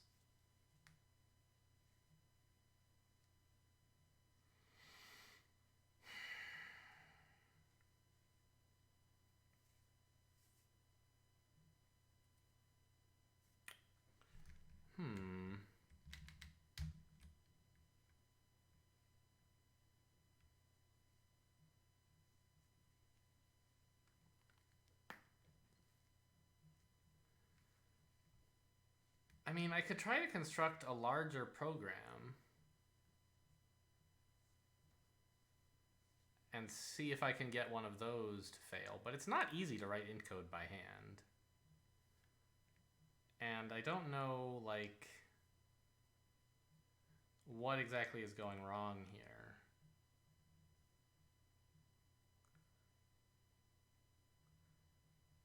Like, what to try to find out. What to investigate, I guess, is maybe a better way to put it. I mean, okay, one thing we can do is just like audit the code that I wrote and see if it still makes sense. So at each step, we get the computer and we run it. First of all, we start by giving it an input of 0, saying you are on a black square. Which is correct, yeah? It's everything, all the panels are black. Let's make sure I made 0 be black in my color to int thing.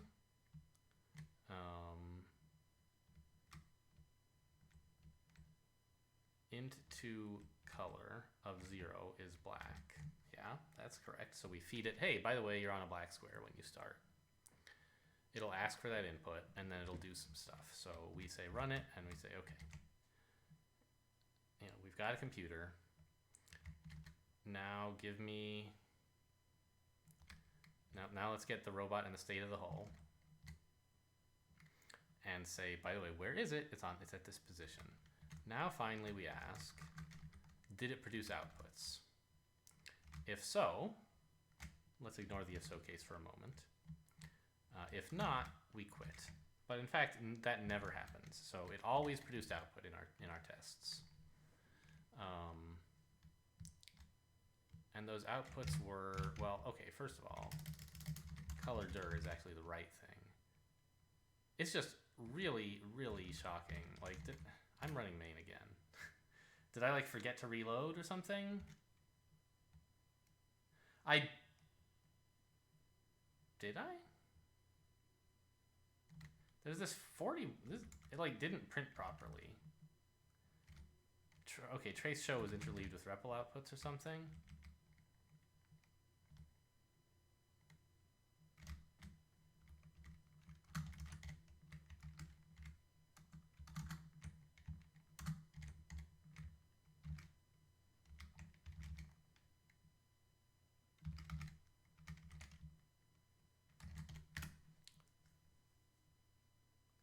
Oh my god. So when I fixed the bug and reran the program, I somehow missed the reload step? Okay, well, that's exciting. Okay, give me a yes please, Eric. No. Still too low.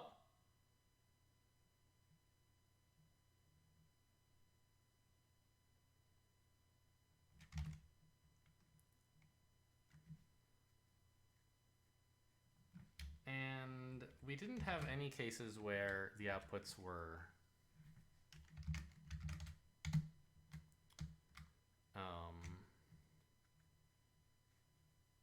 a number other than 2. It was still always 1. It was still always 2. So color direction.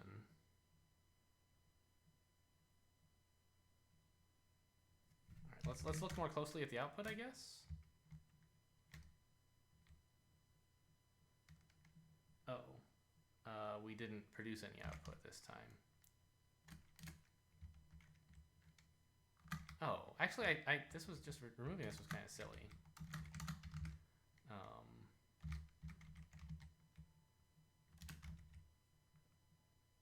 I was thinking it was printing every time, and that's why it was so low, but no.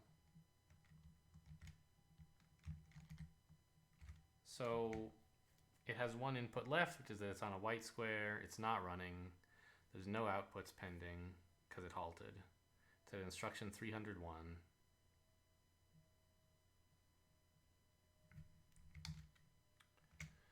The robot is a ways away. The hull is a set, no, a map.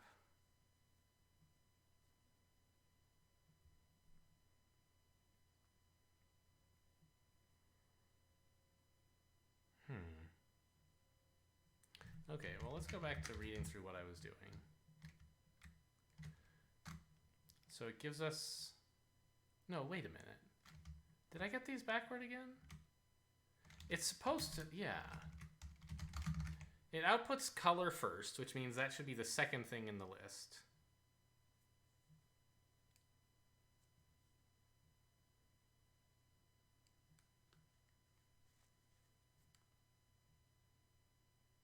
Because the outputs are reversed.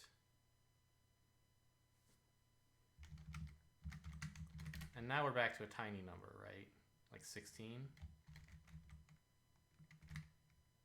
Oh, I see. I removed the trace because I can't see the friggin' input. I can't see the output.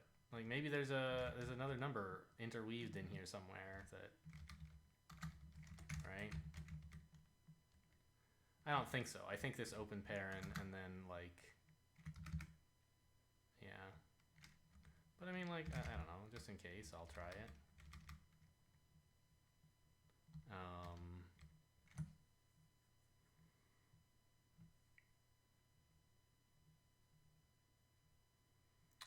It might be interesting also to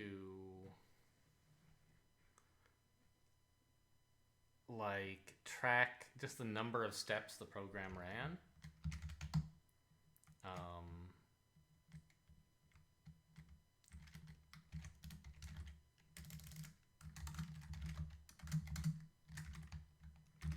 And we'll just increment that every time.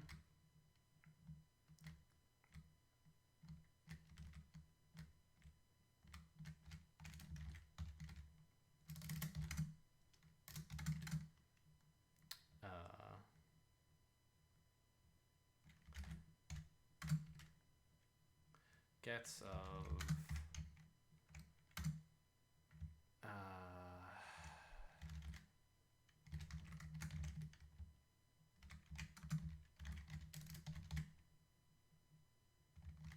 oh, this can't be it. I actually have to this is a monadic action, not a pure computation.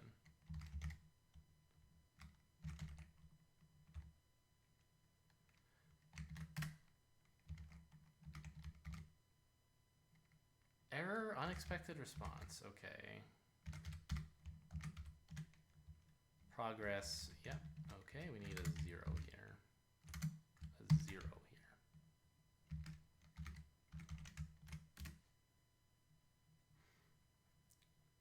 it took 9,461 steps, and it produced 16 coloring spaces? That's pretty suspicious.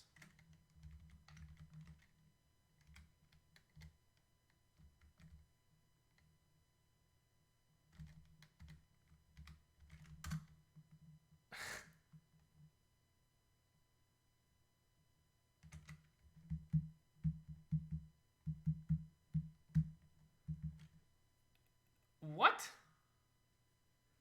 I mean, first of all, are these even contiguous? Because it should never be able to skip spaces, right?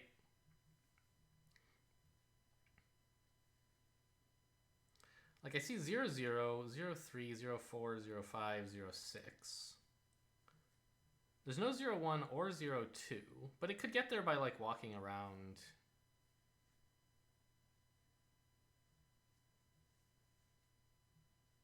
Like there's a -1, 2. So it could have gotten... That's very odd.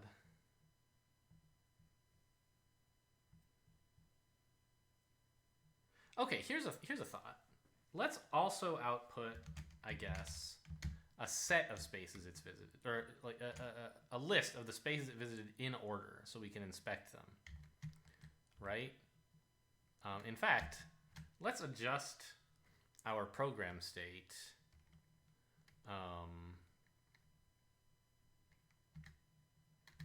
to store not just a map, but this list.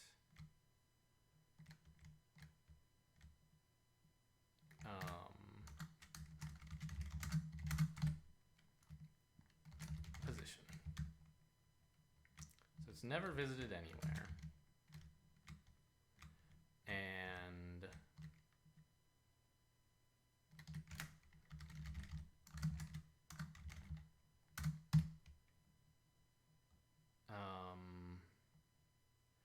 I have a current position.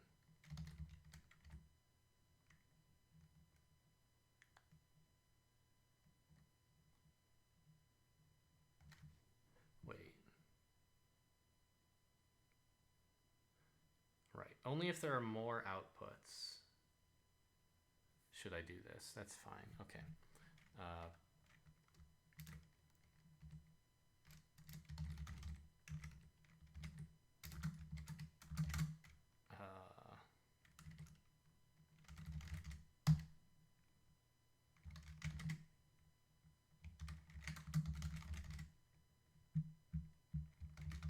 So this type checks, and we can now see what spaces it visited in order. And if there are 1,900 of them, but they're like all the same over and over, that's like sort of interesting, isn't it? And it looks like they are.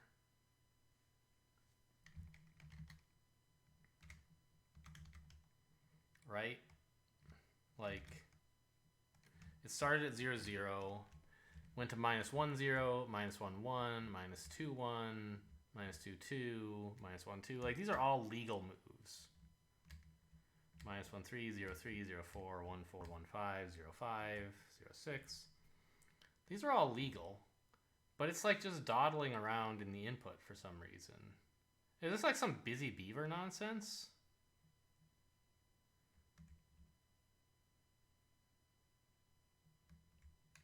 Like, what the heck? Alright, this string is not conducive to moving around in. Emacs gets pretty upset about a line that's 67 kilobytes long.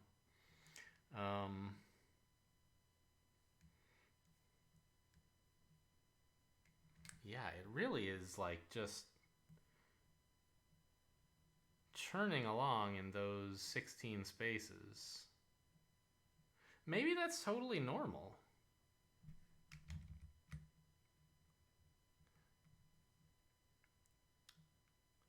Okay, let me double check the problem statement, actually.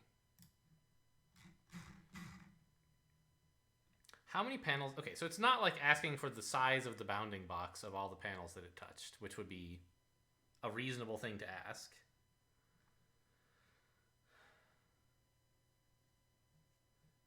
Okay, it outputs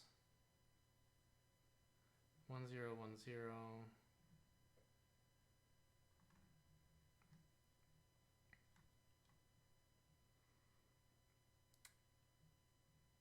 Input instructions should still be provided 0. Not visible.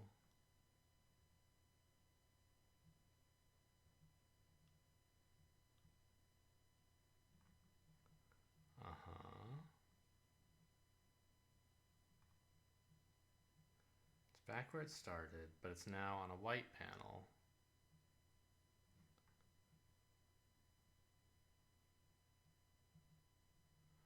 The number of panels it paints at least once.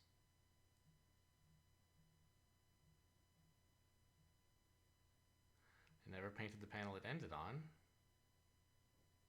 That's fine, we're handling that.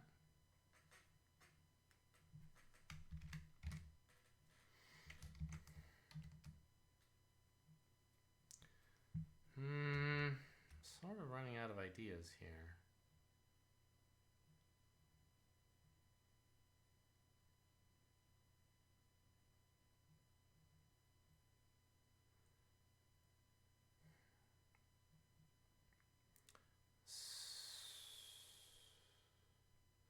So we want to look at the position it was at before we ran it, right?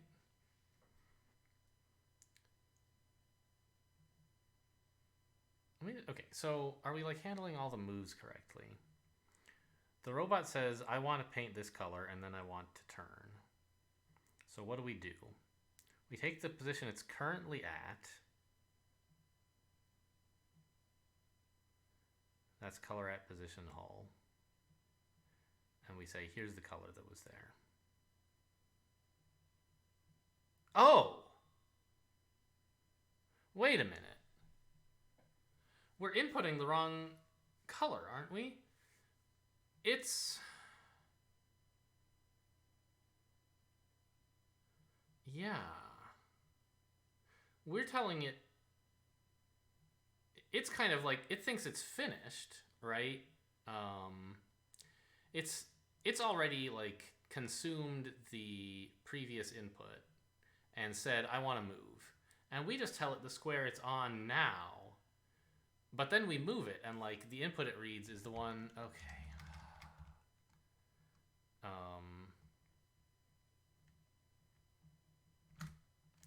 So this input is what's wrong. Kind of weird that it would manifest as in the way that it did, but okay. So we need to just take this.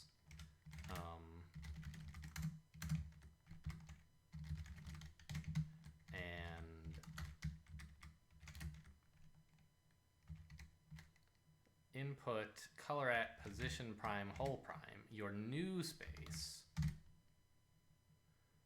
Okay. Now it's printing a bunch of stuff, but they're way more positions.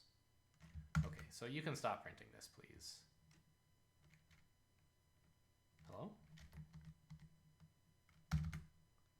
I'm pressing the interrupt button.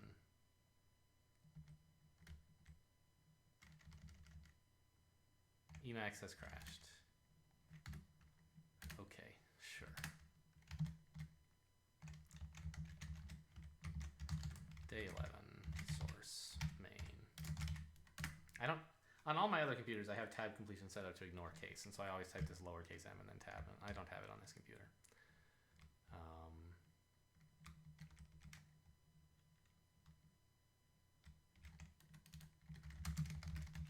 Now there's a single line I can comment out. If I run main here, 1964, did we already input that?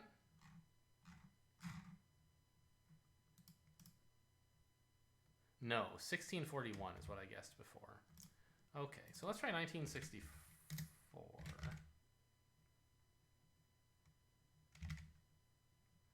Suspiciously looks like a year. And there's been some talk about how like one of the earlier puzzles was like the date of the moon landing or something. And this is in that neighborhood, but I don't know when the moon landing was. Anyway. Oh, the right answer. Oh, what a silly mistake to be stuck on for so long. Okay.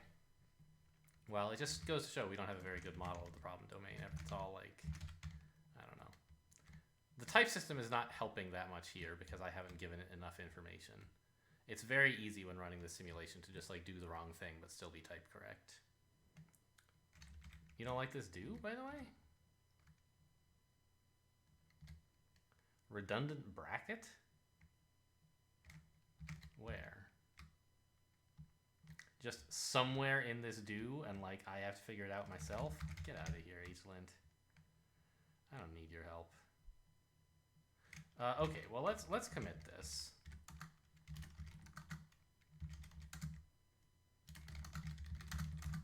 Day 11, part 1.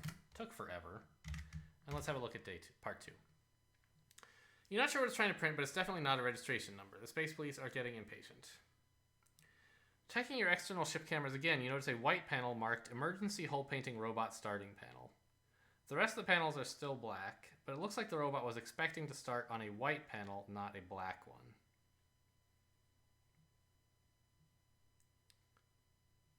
I see. So we're supposed to run this again,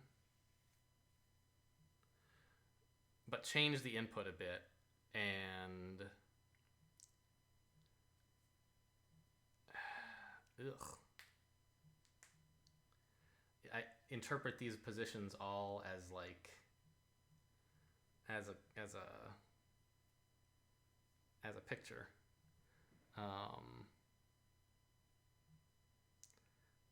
It's not quite so easy.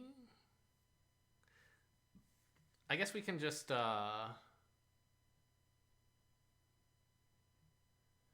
find the smallest x and the smallest y and the largest x and the largest y, use that to create a bounding box, and then iterate over all the xy.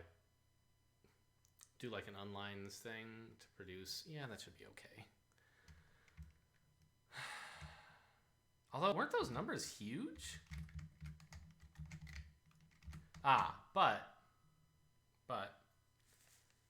they might all be huge, but in the same neighborhood, and the result could be the total number of painted squares could be pretty small.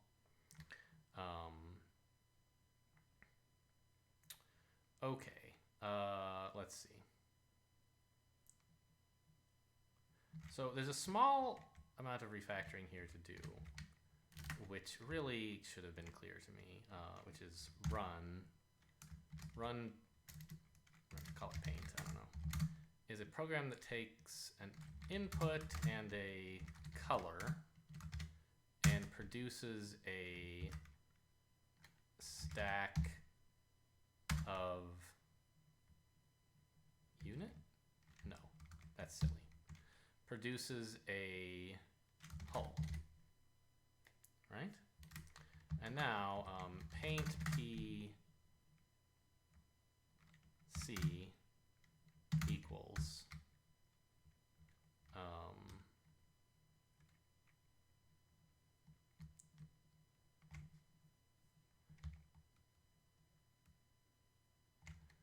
either error or hull run except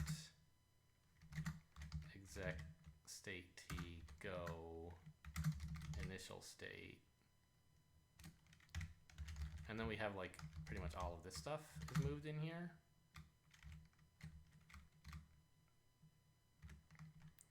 Except that instead of initializing it at 0, we initialize it at color to int of C. And now part 1 is just m.size and paint of black.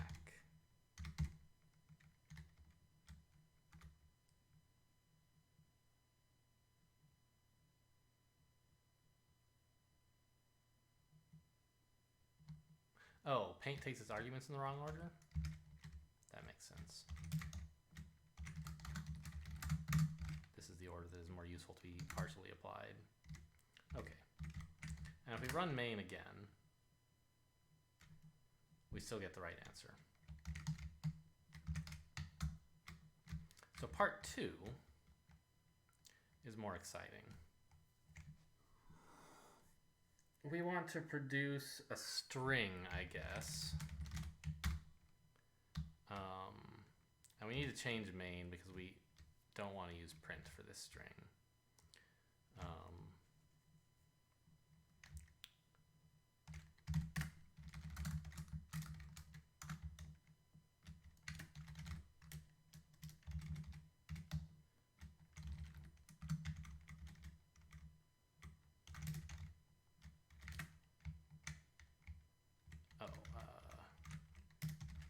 Prepare this, please.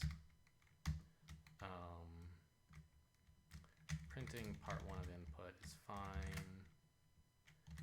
Put stir line, I guess, of part 2 input. And there. What are you mad about here? The binding shadows. Oh, I don't mind. Okay. So now we need to say part 2 of P equals let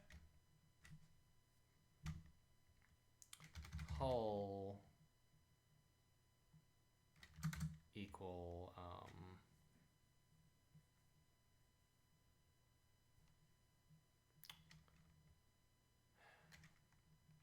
paint white P.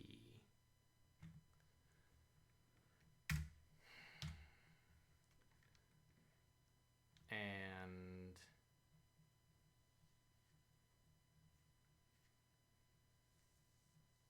we need to find the bounds. Do I even need to know the maximums? I guess it's sort of useful.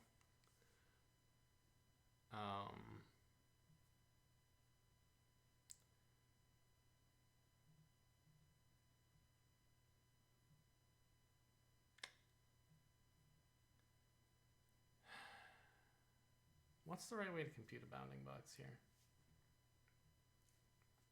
Is a bounding box what I need, first of all?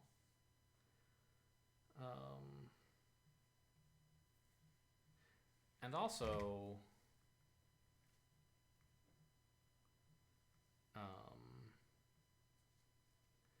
8 capital letters.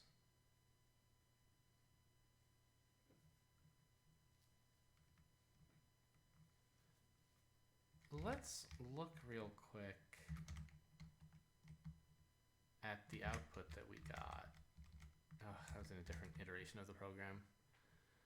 I just like it. It traveled a very far way to start painting, right? And like, was it painting black tiles on the way there, or was it painting white ones? I don't know. We'll just try both.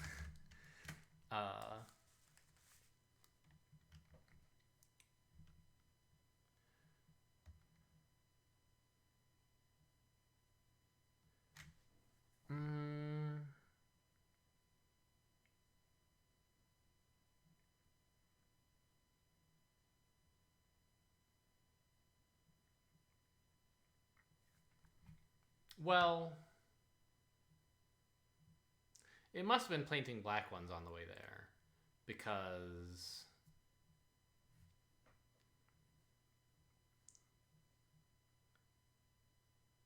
the whole hull, which is like infinitely large, is black, and so to paint something black on that, you would need to color infinitely many things white. So it must be like moving to the right place, leaving blacks behind it, and then painting it with whites, I guess.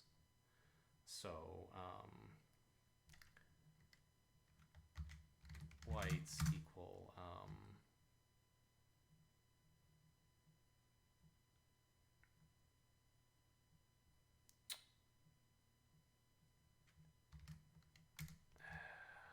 s dot from list of, I don't know, does map map have like a filtering operation or something? I mean, it does. Traversal, traverse with key.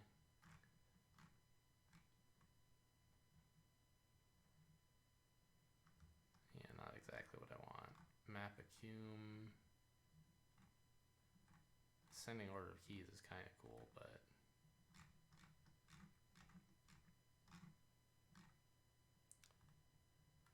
keys, lists, filter. There's some like key set or something where you can ask for the set of the keys, I assume, right?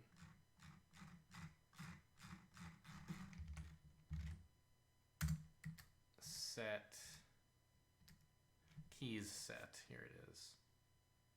But I don't really need that, I guess. I just need keys and filter equal white.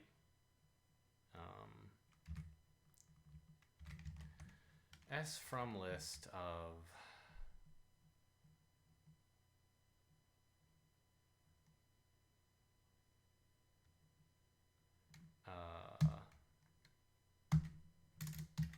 P for P white in M dot associates of P. This is all the white squares in the map. And we better import data set.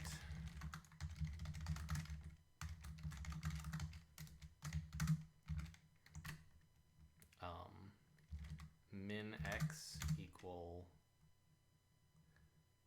I just like hate this, but minimum dot map first of whites, minimum dot map second of whites.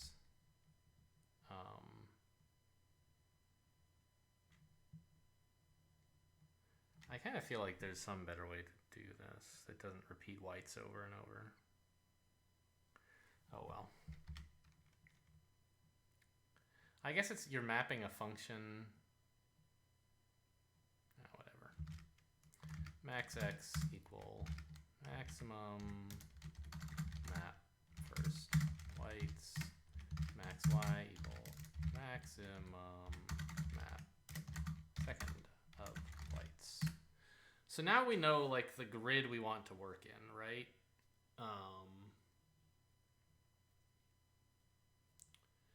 And we can basically just say in unlines of do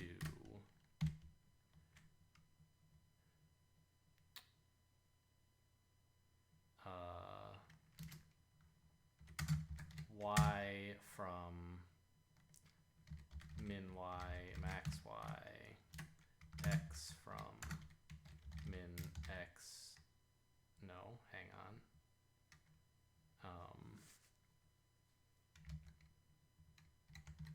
Pure of do. Because we want to return a whole string here. Yeah.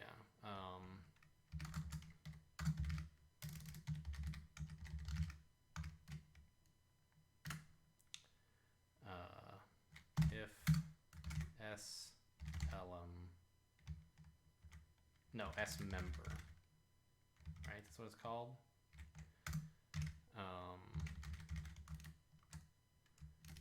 And the order there is it wants the key and then the set, I think. X, Y, whites, then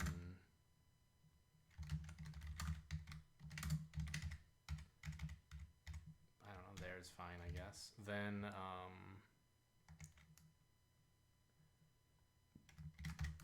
a dot, else a space. Okay, many type errors. That's exciting. Oh, not P, hull.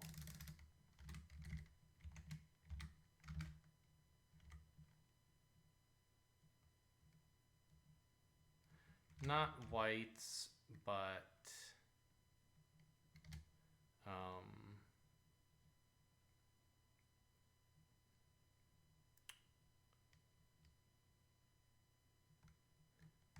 S elms of whites. Yeah. This definitely could be factored out better as like a function that we're... Each of these four things is a function, and we could make a list of those functions and map over that list applying the function to S elms of whites. Wait, why are you telling me about P? Oh, it shadows this binding? I don't care. I do, actually. Pause is a better name, to be clear. Well, should be exciting. Hey, look at that! Letters! What the fuck are these? They're upside down is what they are.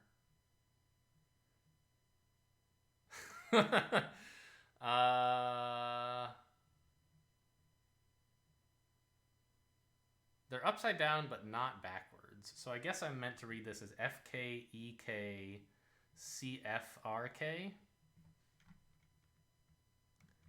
Okay. It's supposed to be 8 letters, right? 8 capital letters. That's what I see. Let me just move windows around so I can see both of these things at once here for a second. FKEKCFRK.